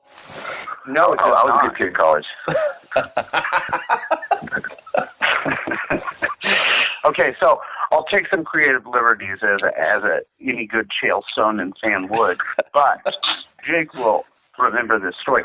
This is a fight that happened against a famous K1 kickboxer that we'll leave unnamed. But K1 kickboxer comes to town to train with Shields. or train with Chuck Liddell, I'm sorry. Shields is still very young in the sport, hasn't had his Sakurai fight where Jake went out and beat the #1 fighter in the world in Japan. And on some polls in Japan, on Japanese websites, it was like 99% of the people picked Sakurai and 1% picked Shields, and Shields beat him. And I think, to me, that was his coming out party. That's when the hardcore fan was forced to know his name. And this is predating that. So we're out having a couple cocktails like gentlemen, going to various parties around town. San Luis Obispo is a college town. There's parties everywhere. And this guy being a competitor versus Shields being a competitor, they kind of start having words about who would win in a fight. And Jake says, I'll bet you $20 that I'll beat you right now. We'll fight right now. And I'll bet you $20 I can beat you up. The guy's like, done deal. You know what I mean? And they start kind of talking like, Jake's like, okay, are you ready? We're going to start right now. Are you ready? We're going to fight. The guy's like, yeah, I'm ready. Yeah, I'm ready. And Jake says, are you sure you're ready? Because I don't want any excuses afterwards. You're going to pay me this $20. No excuses. And the guy says, yeah, I'm ready, blah, blah, blah. And Shields just goes boom and pushes him in the chest. He was standing behind like a 1-foot little wall, like a kind of a, not a curb, but it was holding some grass together. So Jake pushes him and he just falls right on his back. Jake immediately mounts him, beats the crap out of him, taps him out, and he's pissed afterwards. The guy's like, oh, you know, you cheated, I'm not going to pay you, blah, blah, blah. Shields marched a K1 veteran, marched him to the ATM, made him take out $20 and paid him. And then, hey, a bet's a bet. I would have paid him. Right, and that's the thing. I'm a little older, but it's like, hey, your word got to mean something. Yeah, 19. It's like, I would have paid you. You're going to pay me. And exactly. And I really needed that $20. I don't think I had much money to eat at that time. But yeah, certainly not something I do now. But hey, we were just young kids. We're talking, I don't know, 16, 17 years ago. You know, we were 19. But and after that, in town, Shields and Chuck Liddell were the dudes, you know. And I think that's what started Jake's love affair with women. No shit. That's what began it? But he didn't like them before? That's where it was, huh? I think I liked them before, but hey. You did like women before. What about, but then it was like you could get any girl in town. But Beau, what about the Asian ones? The Asian ones, I feel, happened after I moved to Tulsa. He always enjoyed a good Asian girl. Who doesn't enjoy a good Asian girl? We all do. Sure, yeah. There's not that many of them in San Luis Obispo. You go to San Francisco, and a fourth of the women are Asian. So it's just like a kid in a candy store. An Asian candy store. Tom, do you have that problem too? Are you into these Asian women? Like yellow fever? Yeah, that's what I meant. Yeah. No, actually, that's like the one thing that is kind of escaped me. I guess so than anything else, I'm into black chicks. No. Yeah. No, I love. Hey, in all seriousness, are you into black chicks? What's your preference? Yeah, no, I'm being serious. 100%. That a boy. They're just so mean and tough, and that's hard for me. They don't like your humor, I think, Beau. They do not like my humor. They don't like any humor that isn't especially mine. Now, both. I mean, for the 3 or 4 women that listen to this podcast, like, are you single or are you married or what's your deal? I live with my girlfriend and we have a daughter together. But I'm not into the whole marriage thing. I got married once. It was horrible. And so I decided I'm not going to do marriage again. But it's kind of an open relationship in that she is not allowed to sleep with anyone else. And as long as I don't rub it in her face, or it doesn't get back to her, to other people, I can kind of do it. As long as she doesn't find out, or Right. Well, that's it's like she knows in the back of her mind what's happening. Let's not kid ourselves. However, as long as it doesn't get back to her too bad, I'm cool. Now, is this the chick that you put on the underground, that you put pictures of? I generally don't put pictures of real life girls. If it's just some bar slut, I'll put her on the underground. I have no respect for that girl. But no, I like this one pretty well, so I don't put her on the underground. Okay. Now, but Brian, I will use pictures. Oh, go ahead. Yeah, Brian, earlier, we were talking to King Mo earlier, guys, and he was accusing me of perhaps some homosexual activities, which I could say were not true. However, you were talking about the rumors of Seth Petrozelli and I being gay, which is not true. However, so why is he accusing you of it then? The very alluring part of that was the fact that in most places we couldn't get married. So that was really like the pushing factor. It's like, hey, we'll act this way so that marriage is out of the question. Because, marriage is that's a killer. What are you married in California? Your life's over. Well, was he referencing relationship though?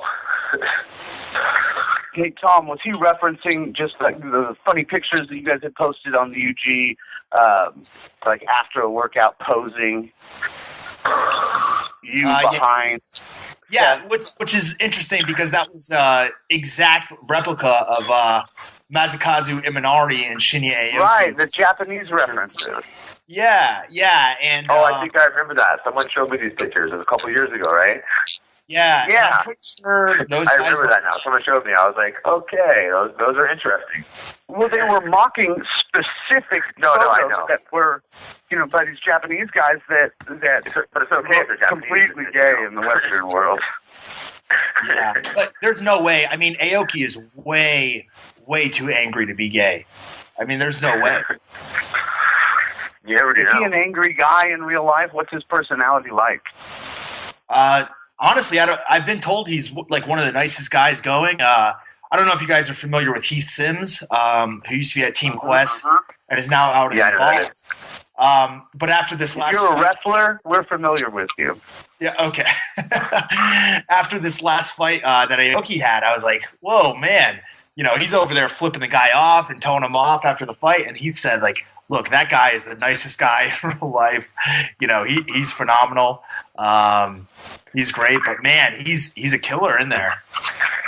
I think talk about like guys like Nick and Diaz. They're some of the nicest guys. They're like super chill, but when they fight, they get the energy going. That's kind of the way they pump themselves up. Like flip people off, and well, it's nice unless you're Beau. Now I just remember Beau and Nate had a little issue one time, but yeah, I got into the nicest guys. Yeah, that's I literally almost got into a fist fight with Nate Diaz in a strip club back in the day. Didn't you kind of ask for it? Didn't you flick your cigarette in his face or something? I did flick a cigarette in his face, but in my defense, he was talking shit. I don't remember. I don't remember exactly how it went down. I was like, oh great, two of my friends are fighting. What do I do? Right. We had to go up to Cesar Gracie's room and sit in the hotel room and be talked down from fighting each other. Now, I was walking out of a strip club, smoking a cigarette, and Nate, who was training with Shields, said something like, "What the fuck are you looking at?" or something. And I literally just was like, "Fuck you," and flicked a cigarette in his face, and the cherry stuck on his forehead, in between his eyes, and burned him. And we went after each other, and everyone kind of broke it up, and it was what the fuck you doing? This is Nate Diaz. And what the fuck you doing? This is OMA, you know, blah, blah, blah. Yeah, I remember. On the same fucking team, in the same group, you know? But I didn't know we who walked he out of was. the strip club, and you guys were like not wanting to stop. It took a little bit of.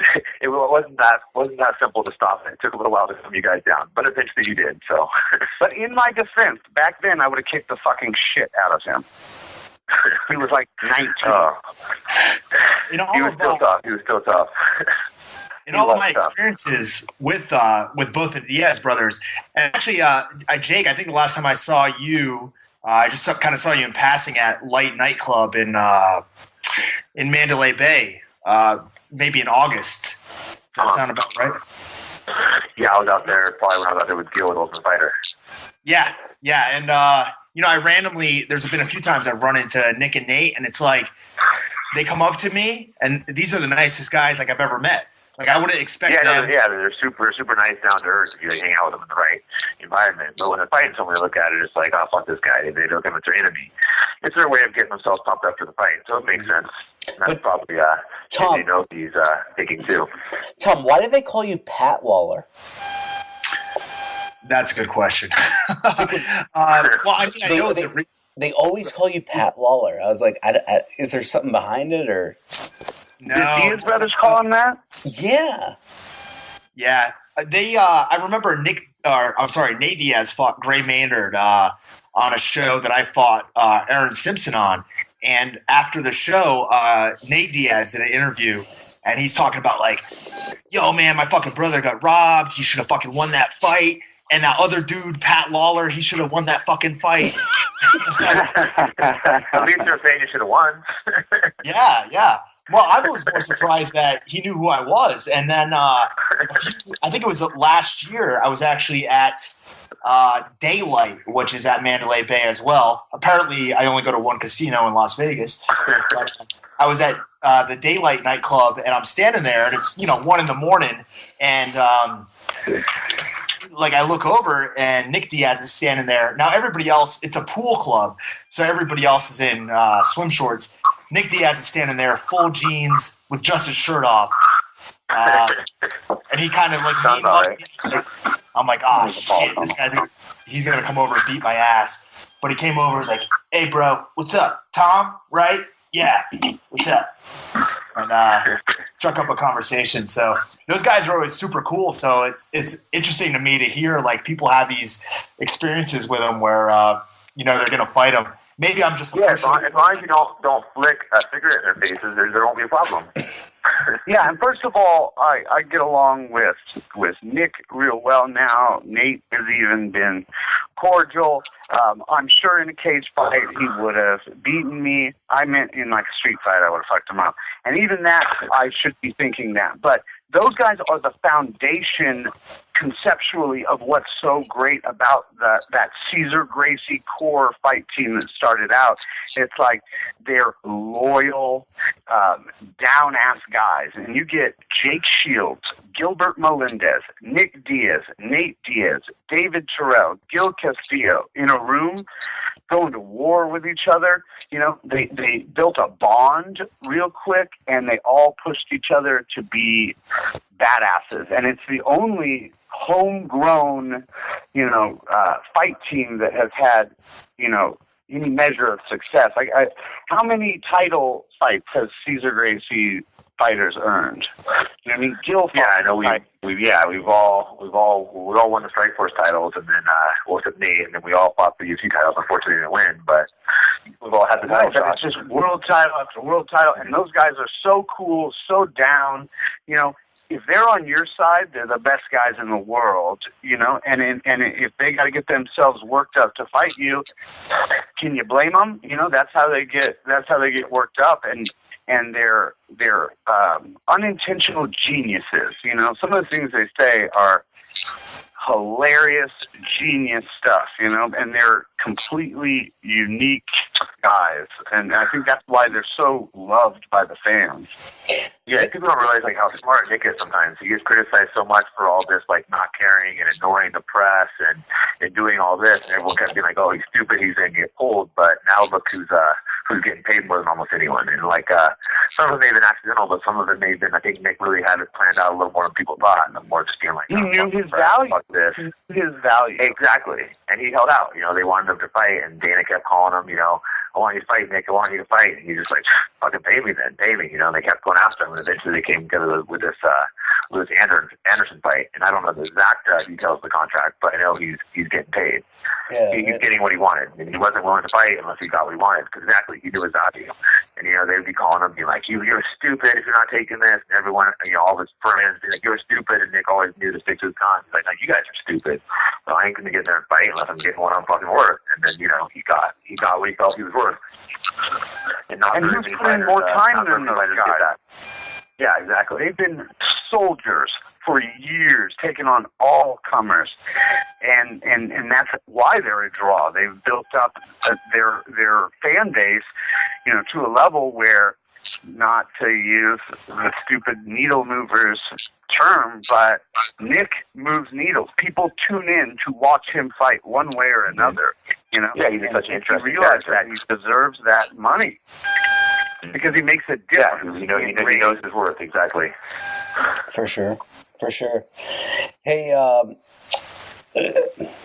were you going to interview me, OMA? What do you got, brother?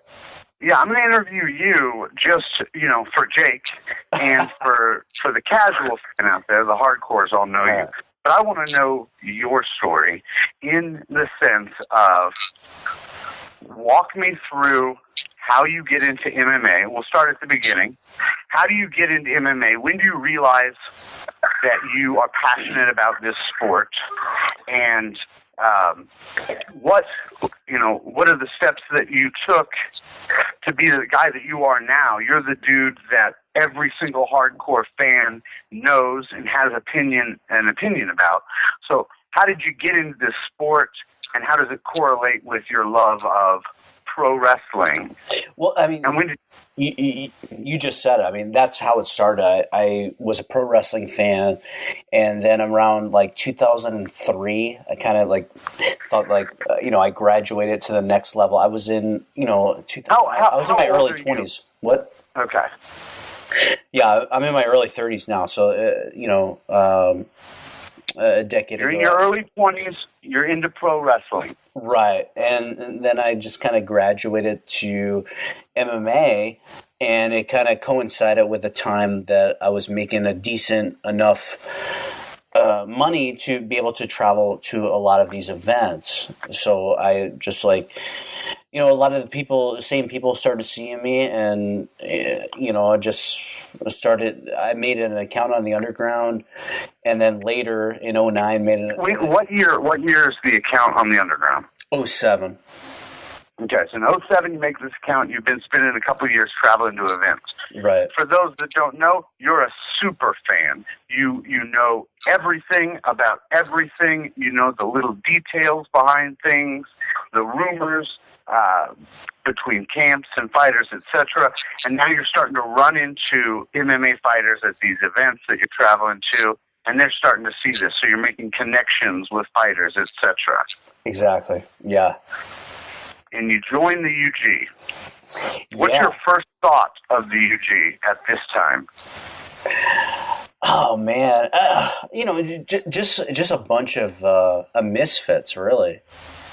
I'm just like, well, right. God, what the fuck am I doing with my life? There's an interesting mix of people there. But how quickly did you become kind of a name known for delivering inside information? Because I remember you'd make these predictions. You'd say, hey, I'm hearing this. And people would tell you you're crazy, you're an idiot, you're a troll, you're lying. And then a month later, it would all come true.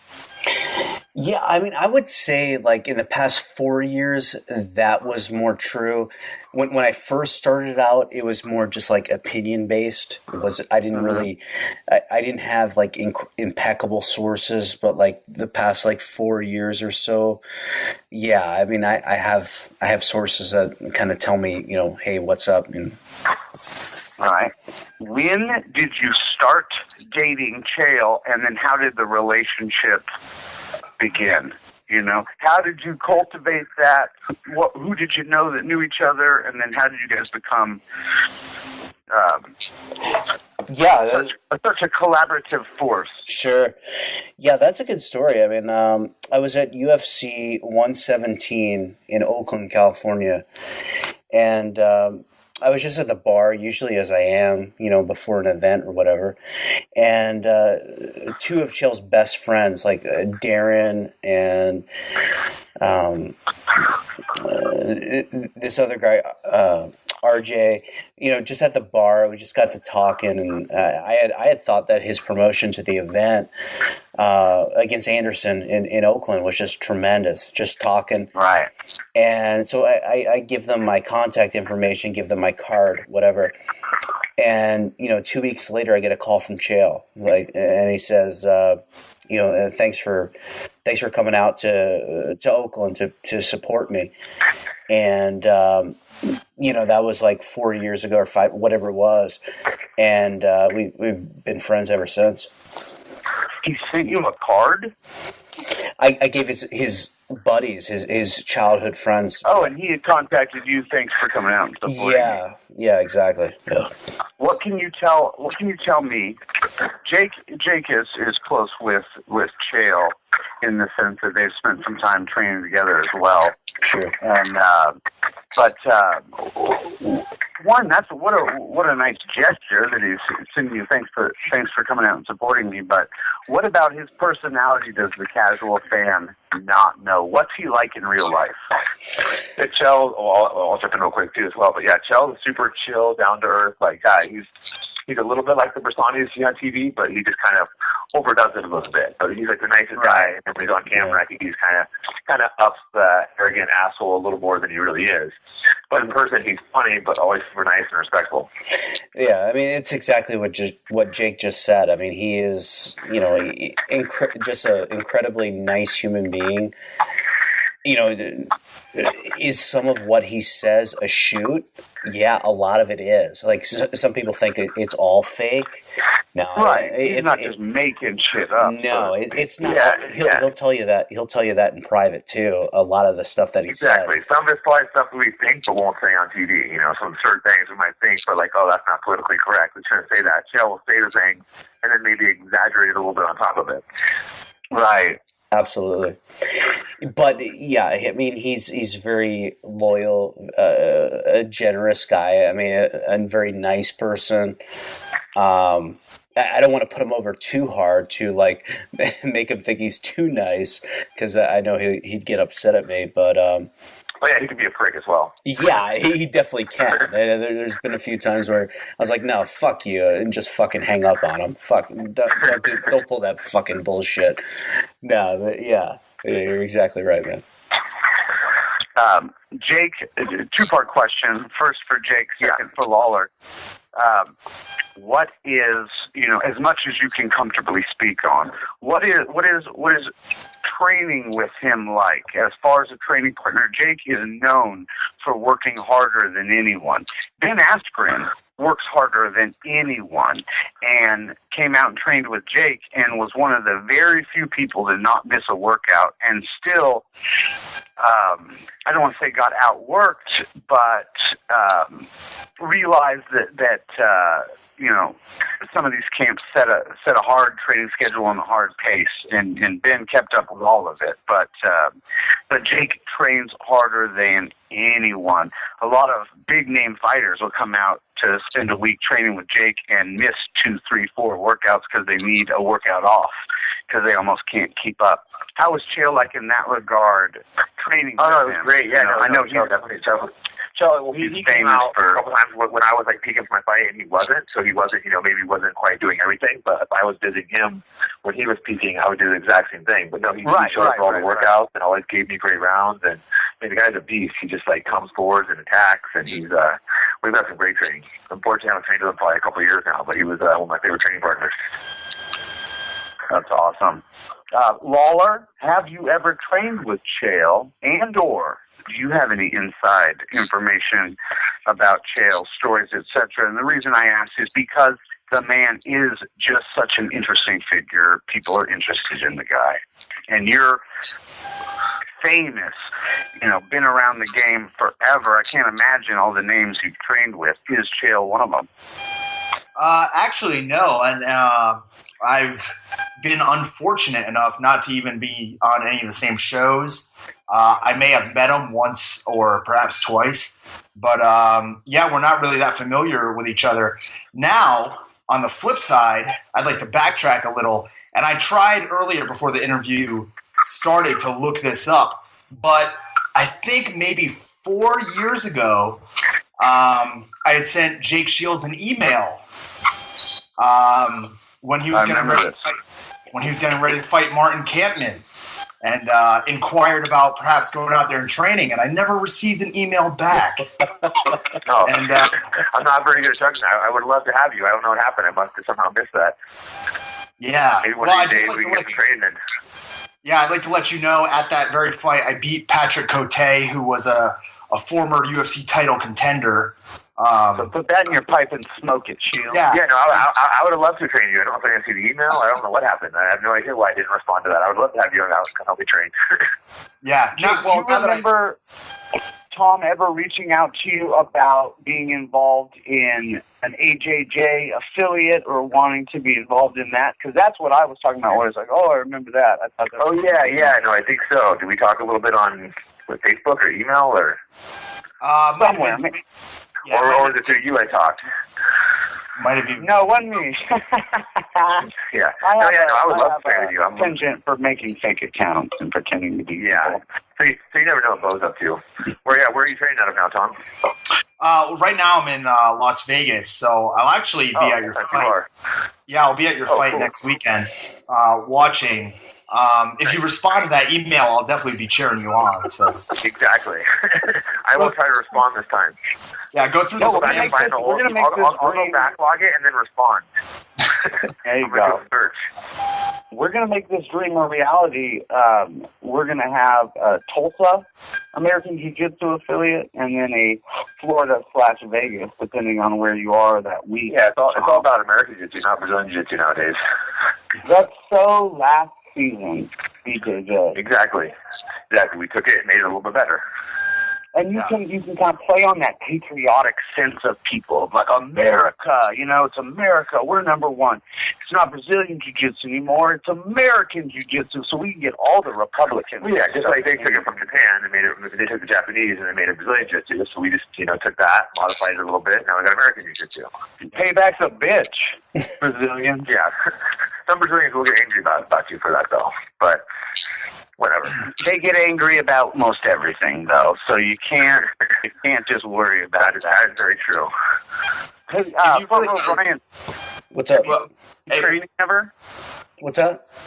Have you done any training, mixed martial arts training on any level? Yeah, some in the gym, but nothing I'd brag about. Nothing. No, normally the training does happen in the gym. That's a good point. Yeah. No, I agree. I'm a keyboard warrior. Not really. Probably the most talented one there is. Even if we don't know his name, who's the best person you ever worked out with? The baddest dude in the room?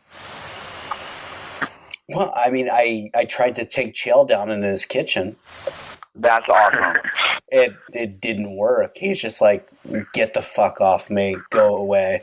Of course, I was drinking and he wasn't. I can see it happening. Like, look at you, like, what the hell are you doing? Yeah, he's like, yeah, that would be a good move if it wasn't me. I'm for whatever reason, I'm very curious about this because I have my own answer of being in the room with some of the baddest dudes ever, and they might be working on their weakness that day, so I have a skewed opinion, but I have my opinion of the baddest guy I've ever worked out with, or a few of these guys. So I'd like to ask this question. Tom, who in the room was the baddest motherfucker that you ever trained with? That you left that day being like, that dude's a fucking killer. Like, what's wrong with me? I can't even compete with this guy. Who's the baddest workout partner in all your years in every gym across the country?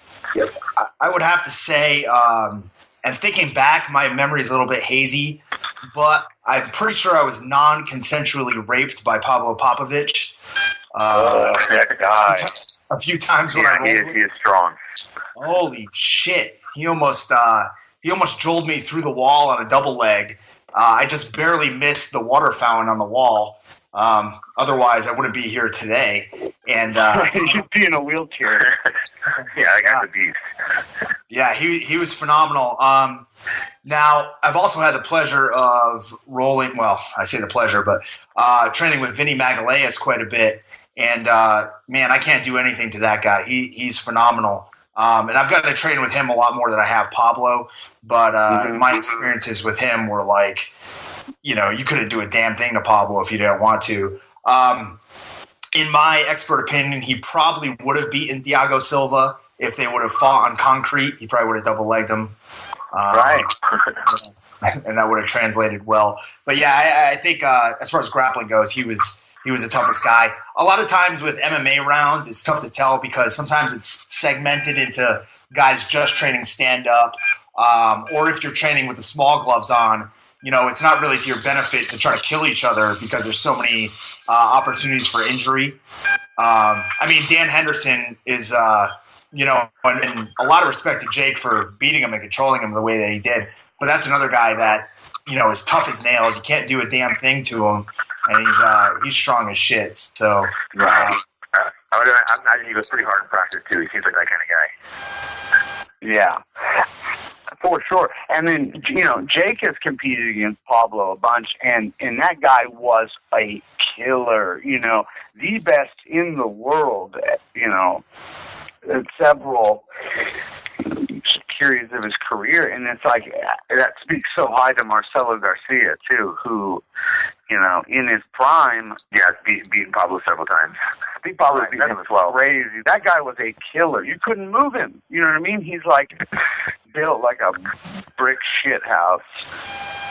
Jake, let me ask you the same question. In the room, who were the few guys that stand out to you that were just monsters? The one guy, the only guy to ever just felt like mastered me was David Terrell in his prime. Yeah, me too. Was an absolute beast, he just would kill everyone. And then, he ended up fighting in the UFC, fought for the title versus Evan Tanner. But in that fight, he was winning the beginning of the fight and then just went for a choke and lost the choke and then just froze up and got I remember Tanner. Now, where did he come up with the Soul Assassin? How did he come up with that? The guy was an absolute beast, He was just absolute beast in the room, but I think he had a hard time with going out there and performing, and he just, I don't think he ever loved fighting and never really wanted to go and pursue it. But in the room, he would just massacre everyone. Like, top fighters. It's just, everyone's ever trained with him is just like, wow. Murder him. Maybe the pressure was too much because everyone that trained with him was like, oh, you're going to be the UFC champ next, no problem. So he was just constantly hearing how easy he was going to be the champ. I think maybe that kind of got to him. Sure. I mean, he would just fuck everybody up. Granted, when he was doing that to Jake, Jake was still coming up. Jake wasn't in his prime, I don't know the rest of that story. So even back then, but no one else was ever doing that to me. And Nick and all kinds of all the other top pros at the time would come in the room. They'd just be like, "What in the fuck? That guy is just a freak." Right. I never saw anyone compete with him. He would finish a guy off, and when he would submit you, he would hurt you. You know what I mean? By the time you realized you were caught, yeah, and then he'd hurt some guy, and he'd look up and start looking around the room. And I remember literally trying to not make eye contact with the guy, like, please don't choose me as your next workout partner. Please don't choose me. Because whenever we would go, he would take your soul. Badasses, he would make you feel like a punk, because he was just... Yeah, no, it would be a big circle around him. Everyone trying not to make contact between rounds. He'd be like looking around. Right, I don't want to work out with him. I mean, he was the guy that got hard to keep the Gracies off. He's part of the reason the Diaz brothers and Shields, and conversely, because of Shields, Melendez, all those guys are so good. Is if you're in the room with that guy, he taught me quite a bit in jiu-jitsu. He's one of the main guys that helped teach me when I was new. Yeah, and more like you get really good or you get out. Beating me up, and I would learn things. I would watch what he was doing and be like, oh, I want to try that. You heard a lot of the same stories about Ricardo Laborio, actually, that he was one of these guys at BTT that was just running through everybody in the practice room. He'd like come in on his lunch break from working at the bank and just tool everybody up. But you look at his competition results, and to say that winning tournaments and taking second or third at these major national tournaments in Brazil isn't anything.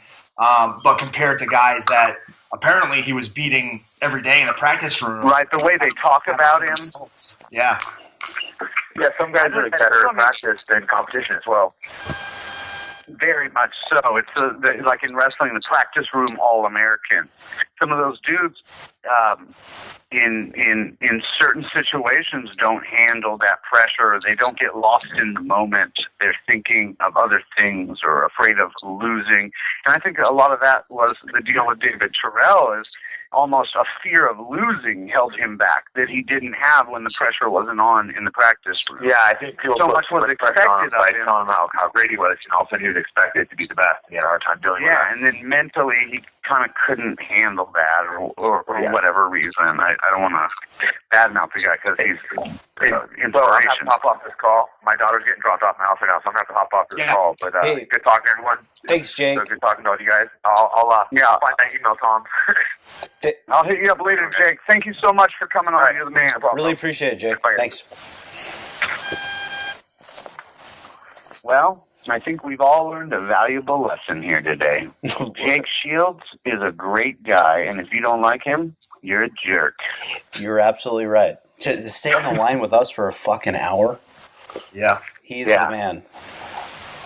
I mean, he's another guy who's just a good guy like that. I consider him my best friend. We've been friends since we were 18 years old, and he's the most loyal and good guy that there is. And he's one hell of a grappler, too. So there's worse people to be getting beat up by every day. That's for sure. That's for sure. So, Tom, you got anything for Beau, or? Nah, we're running out of material. Yeah, not only that, but in the spirit of American Jiu-Jitsu, I must say, my New England Patriots just tied it up going in the fourth quarter, and I'm a few beers deep. So, wow. Well, congratulations, and they'll pull it out. Hey, you never know. Tom Brady can handle this just fine. Yeah, if he can handle Giselle, going for his a high maintenance female, then he'll probably do okay. Oh, can you imagine how high maintenance she is, too? But he's like even keel, He doesn't get up, he doesn't get down for too long, and so I imagine that's how he's got to handle her, just kind of neutral. He's got to be heavily medicated, is my guess.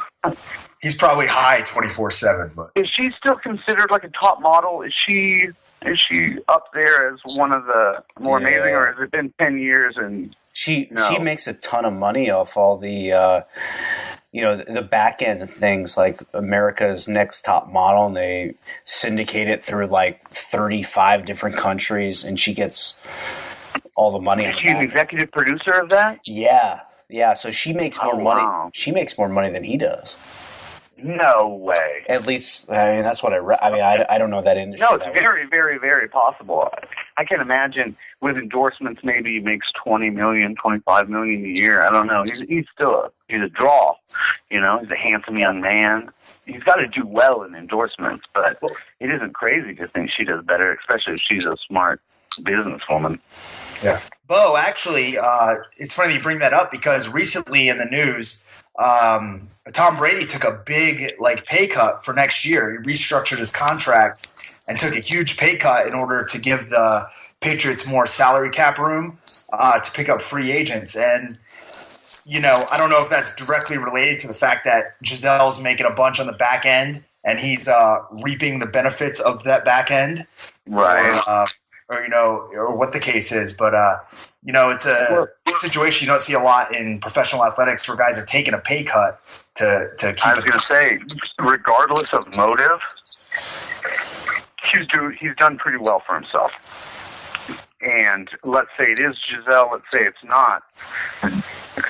That's the reason you want that guy on your team. He wants to win more than he wants to take care of himself. And you don't see that so much with superstars in any professional sport. I didn't realize he had done that. Mm-hmm. He reminds me of a young me. Because I would do that for you guys.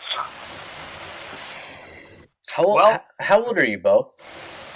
I'm 36 years old. 36 years young. Yeah, you're in the same age as Jay. Yeah, I should have known. Yeah. His birthday was yesterday, actually. Yeah. That's when I saw that you wished him a happy birthday. I was like, oh shit, better try to get them both on and talk a little bit. That was his brunch deal. He was out with his brothers and his mom. One of his brothers is a BJJ black belt. Got into it well afterwards, and his brother is amazing. As far as just the storyline goes, if nothing else, Clement Shields. They're all born of hippies. First of all, Jake was born in a Volkswagen bus in Tennessee, while hippie crossing the country. His middle name is Sequoia, like the tree. Jake Sequoia Shields. And then there's Clement Shields, who's also a badass black belt.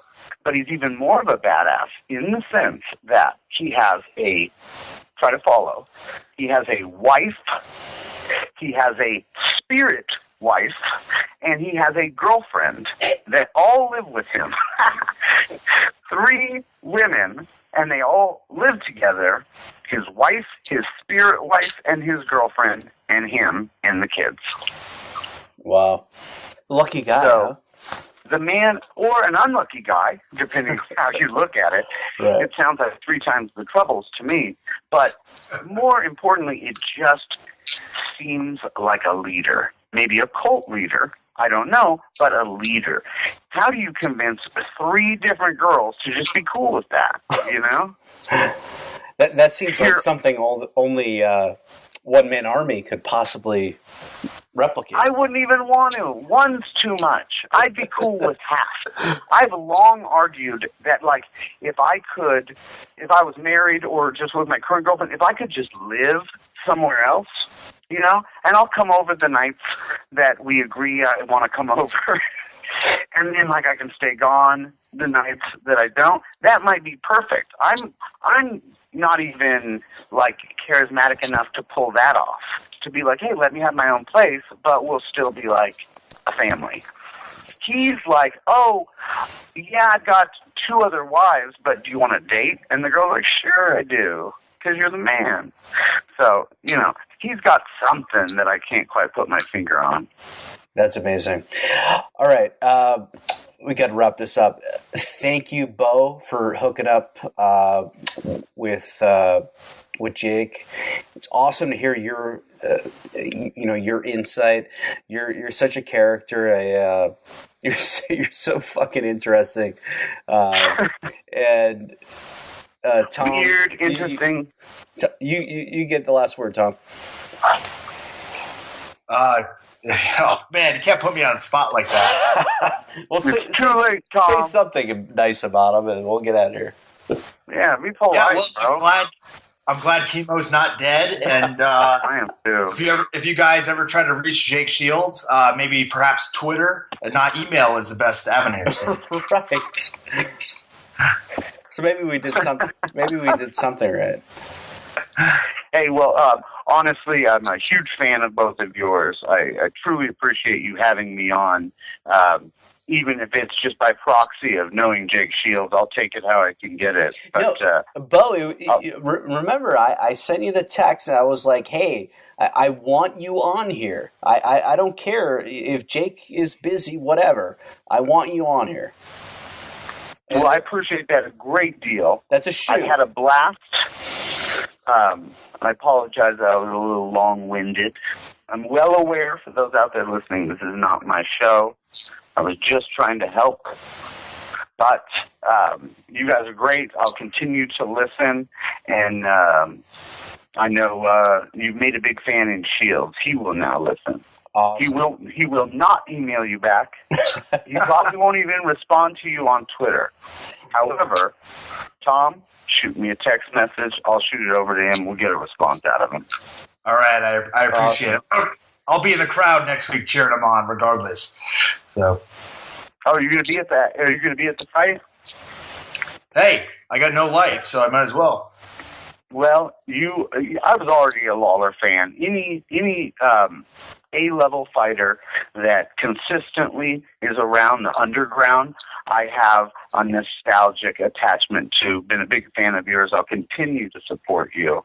And I'm sure you've already felt the benefits of me supporting you. But keep up the good work. You're literally a superstar.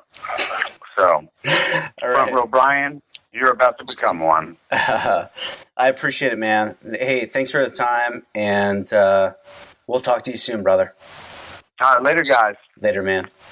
Take care.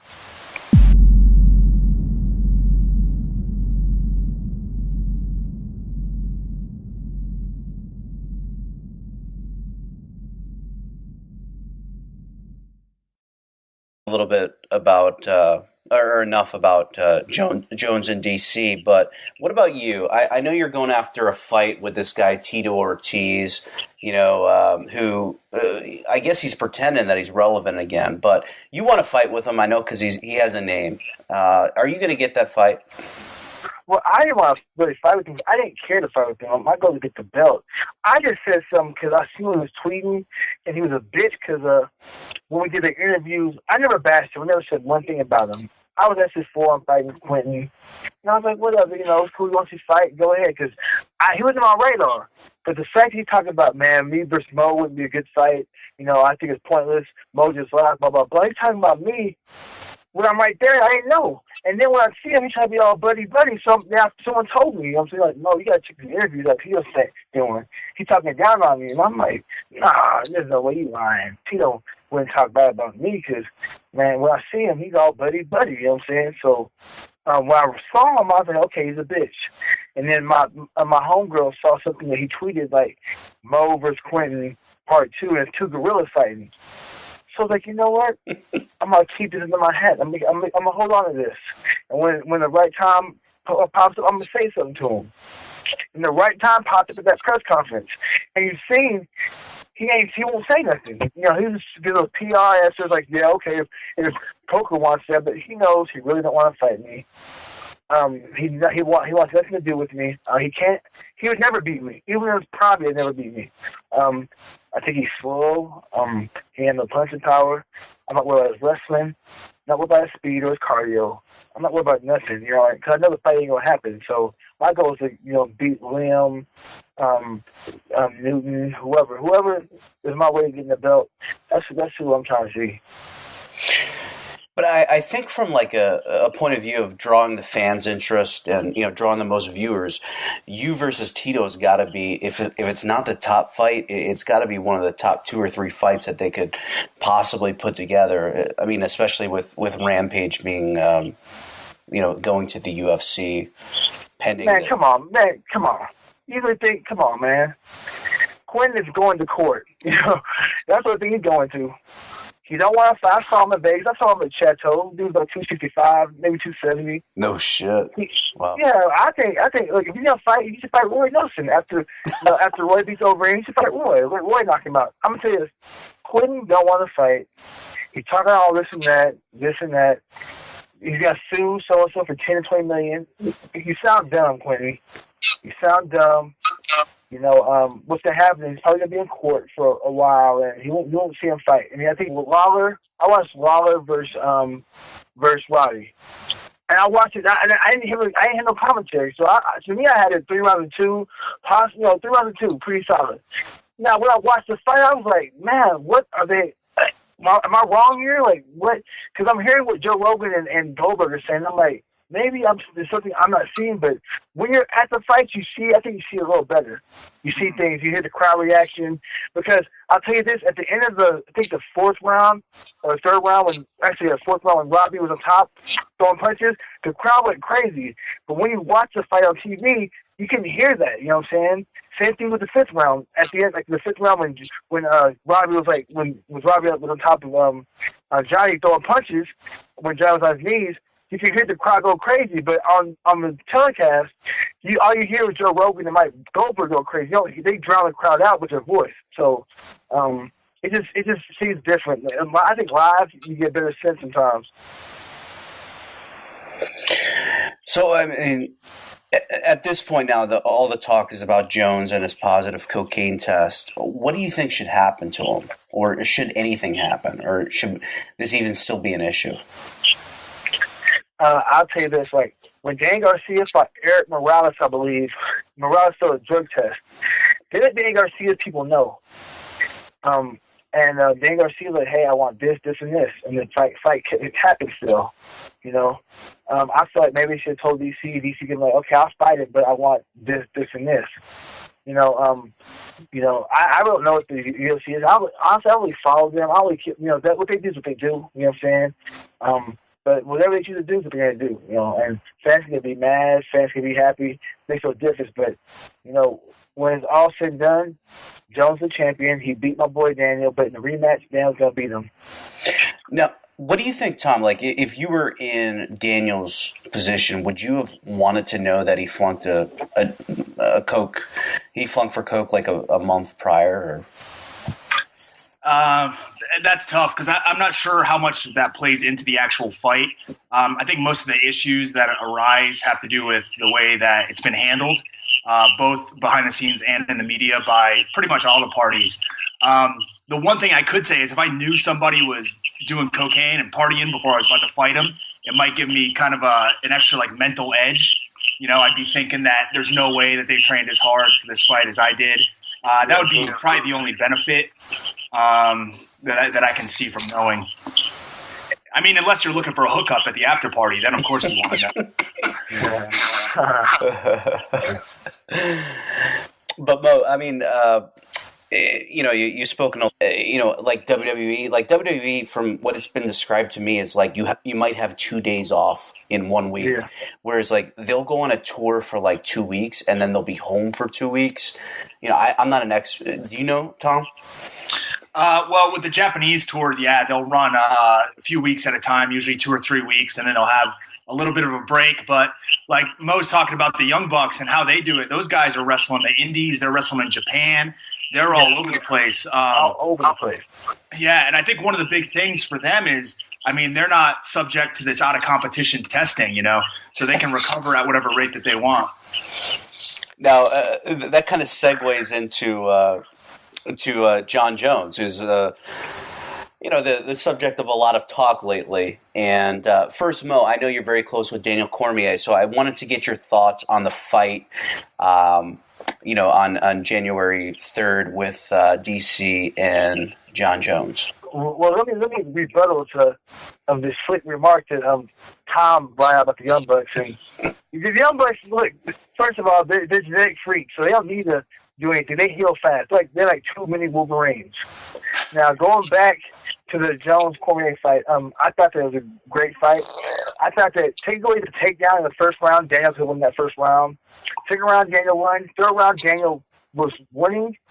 I thought he won that round, but the eye poke, once the eye poke was hit, everything went downhill on Daniel's side. He wasn't the same. And Jones controlled him. The third round, Jones was probably his best round when he took 2 takedowns. But other than that, most of it was they were just jockeying for position and landing some short shots. It was a good fight. I think a rematch, things would change because I think Daniel's camp would be better. He had Kane in his camp, and I'd be able to be there longer. And he has more people in his camp. But I think that Jones fought a great fight, very smart fight. It was a great fight. I think Daniel will beat him next fight. What did you think, Tom? I thought the fight was 2 rounds to 2 going into the 5th. And, but I'm watching it from the stands from pretty far away. I know a lot of people that watched the pay-per-view thought that Jones was up and that he controlled the third round, but I thought Jones won the first round. He got the takedown. I thought Cormier won the second and third rounds. Yep. And then I thought Jones won the fourth. And the 5th round was kind of like it's kind of like a nothing round. I guess. Nothing round. Yeah, I guess Jones controlled it, but I wasn't. He was the champion. Yeah. The thing is, I'm going to cut you off, Tom, but the thing is, okay, it's different when you're there, because I was there too. I was in Vegas too. I had pretty decent seats. I watched the fight. But when you hear the broadcasting, when you listen to the people, like, for instance, I watched... The following announcement has been paid for by the New World Order. Remember this, when you're the greatest fighter in the world today, they got a name for you. They don't call you a great fighter, they call you Chael Sonnen and beat me, if you can. And after tonight, none of you in this ring will ever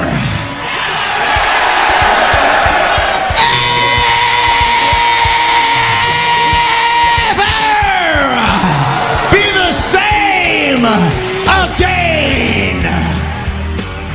You're talking to the Rolex wearing, diamond ring wearing, kid stealing, woo, wheeling dealing, limousine riding, jet flying, son of a gun, and I'm having a hard time holding these alligators down. Woo!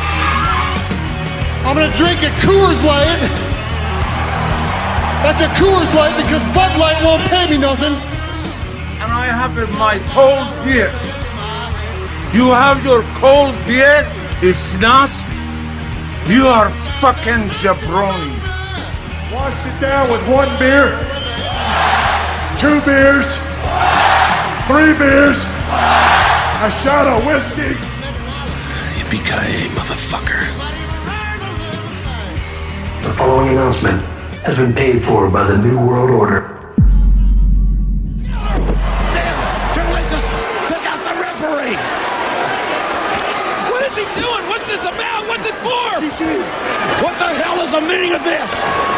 He's right off his heart. I swear to God, that'll stop your heart. Why? Someone tell me why, damn it. Hey, welcome to the FRB show. The guest we have with us is a 3-time freestyle national champion, a former Strikeforce light heavyweight champion. He's also Bjorn Rebney's best friend, from what I've heard. His name is Muhammed Lawal, a.k.a. King Mo. What's going on, Mo? Listen, man, just chilling, dog. What's up with y'all? I'm doing all right. I'm here with Filthy Tom Lawlor. Well, we got beef, man. We got beef. Oh shit. Listen. You're with the Red Dragons, right? That's my chick, Ring of Honor. Right? Oh, okay. This is where this is going. All right, lay it on me. Listen. Your boys beat my Young Bucks. Yeah. You know what I'm saying? We want revenge, man, because the Young Bucks my favorite tag team. And if watch them lose, I watched the Wrestling Kingdom 9. To watch them lose, it hurt my heart, dog. I watched them lose on Ring of Honor too earlier this year, I think in April. That hurt my heart as well, man. Yeah. I invited the Gun Bucks to come out to Florida to come hang out with me because I'm big fans of theirs. So hopefully I can get some ring time with them. We can get some payback later this year. You're on the wrong team, my man. No, never that. Young Bucks all day, Bullet Club. Hey, that's my squad right there, man. I love the Young Bucks, Bullet Club. You know what I'm saying? Suck it. So, Mo, did you get a chance to see the New Japan pay-per-view? Oh yeah. I mean, loved it. How awesome was that thing? Man, you know what? It was great, man. I'm gonna watch it again tomorrow. Stiff style, man. The spots where I'm pointing, the referee was, man. I don't know how the referee, like, just watching them control everything. You know what I'm saying? Like, I don't know, just the crowd, man. I tell you this, like, those guys are. I don't know how they're able to perform like that on a monthly or weekly basis if they do it like that, because they have a stiff style, take hard bumps. I'm not with that. You know what I'm saying? I'll take my bumps, but nothing like that. So, Tom, did you watch it? Oh yeah, of course. I actually I had Todd Martin, who writes for Sherdog and Figure 4 Weekly. Actually, he came over to the house last Sunday morning after the Cormier Jones fight, and we watched some of Wrestle Kingdom 9. even Red Dragon looked great. Obviously, Young Bucks looked okay. But I thought to me... Oh, my God, what a hater. Man. Let me tell you something. The Young Bucks look the best out of that four-way tag team. You know what I'm saying? That four-way melee. They look the best. The Red Dragons got put over so what? You know what I'm saying? The Young Bucks, we all know they're the better tag team. Well, hey, the record is clearly in Red Dragon's favor. They still have the belts. But Mo, what did you think? And Brian, what did you guys think about the Nakamura-Ibushi match? I thought that one stole the show. Oh, yeah. I'm like I said, man, I don't understand how those guys do that, man. It's way different than watching WWE. Like, only thing I can say is close to that is probably like Ring of Honor, NXT, and even Guerrilla Wrestling. Guerrilla, but GPW, they have some good matches too. You know what I'm saying? So I don't know. It's just, man, when you watch that, it makes you not want to watch like WWE and some American shows. I like the indie scene better. Those matches, man. Ridiculous. Yeah, I mean, the work rate is incredible, and I think the reason they can work so hard is like maybe they don't tour as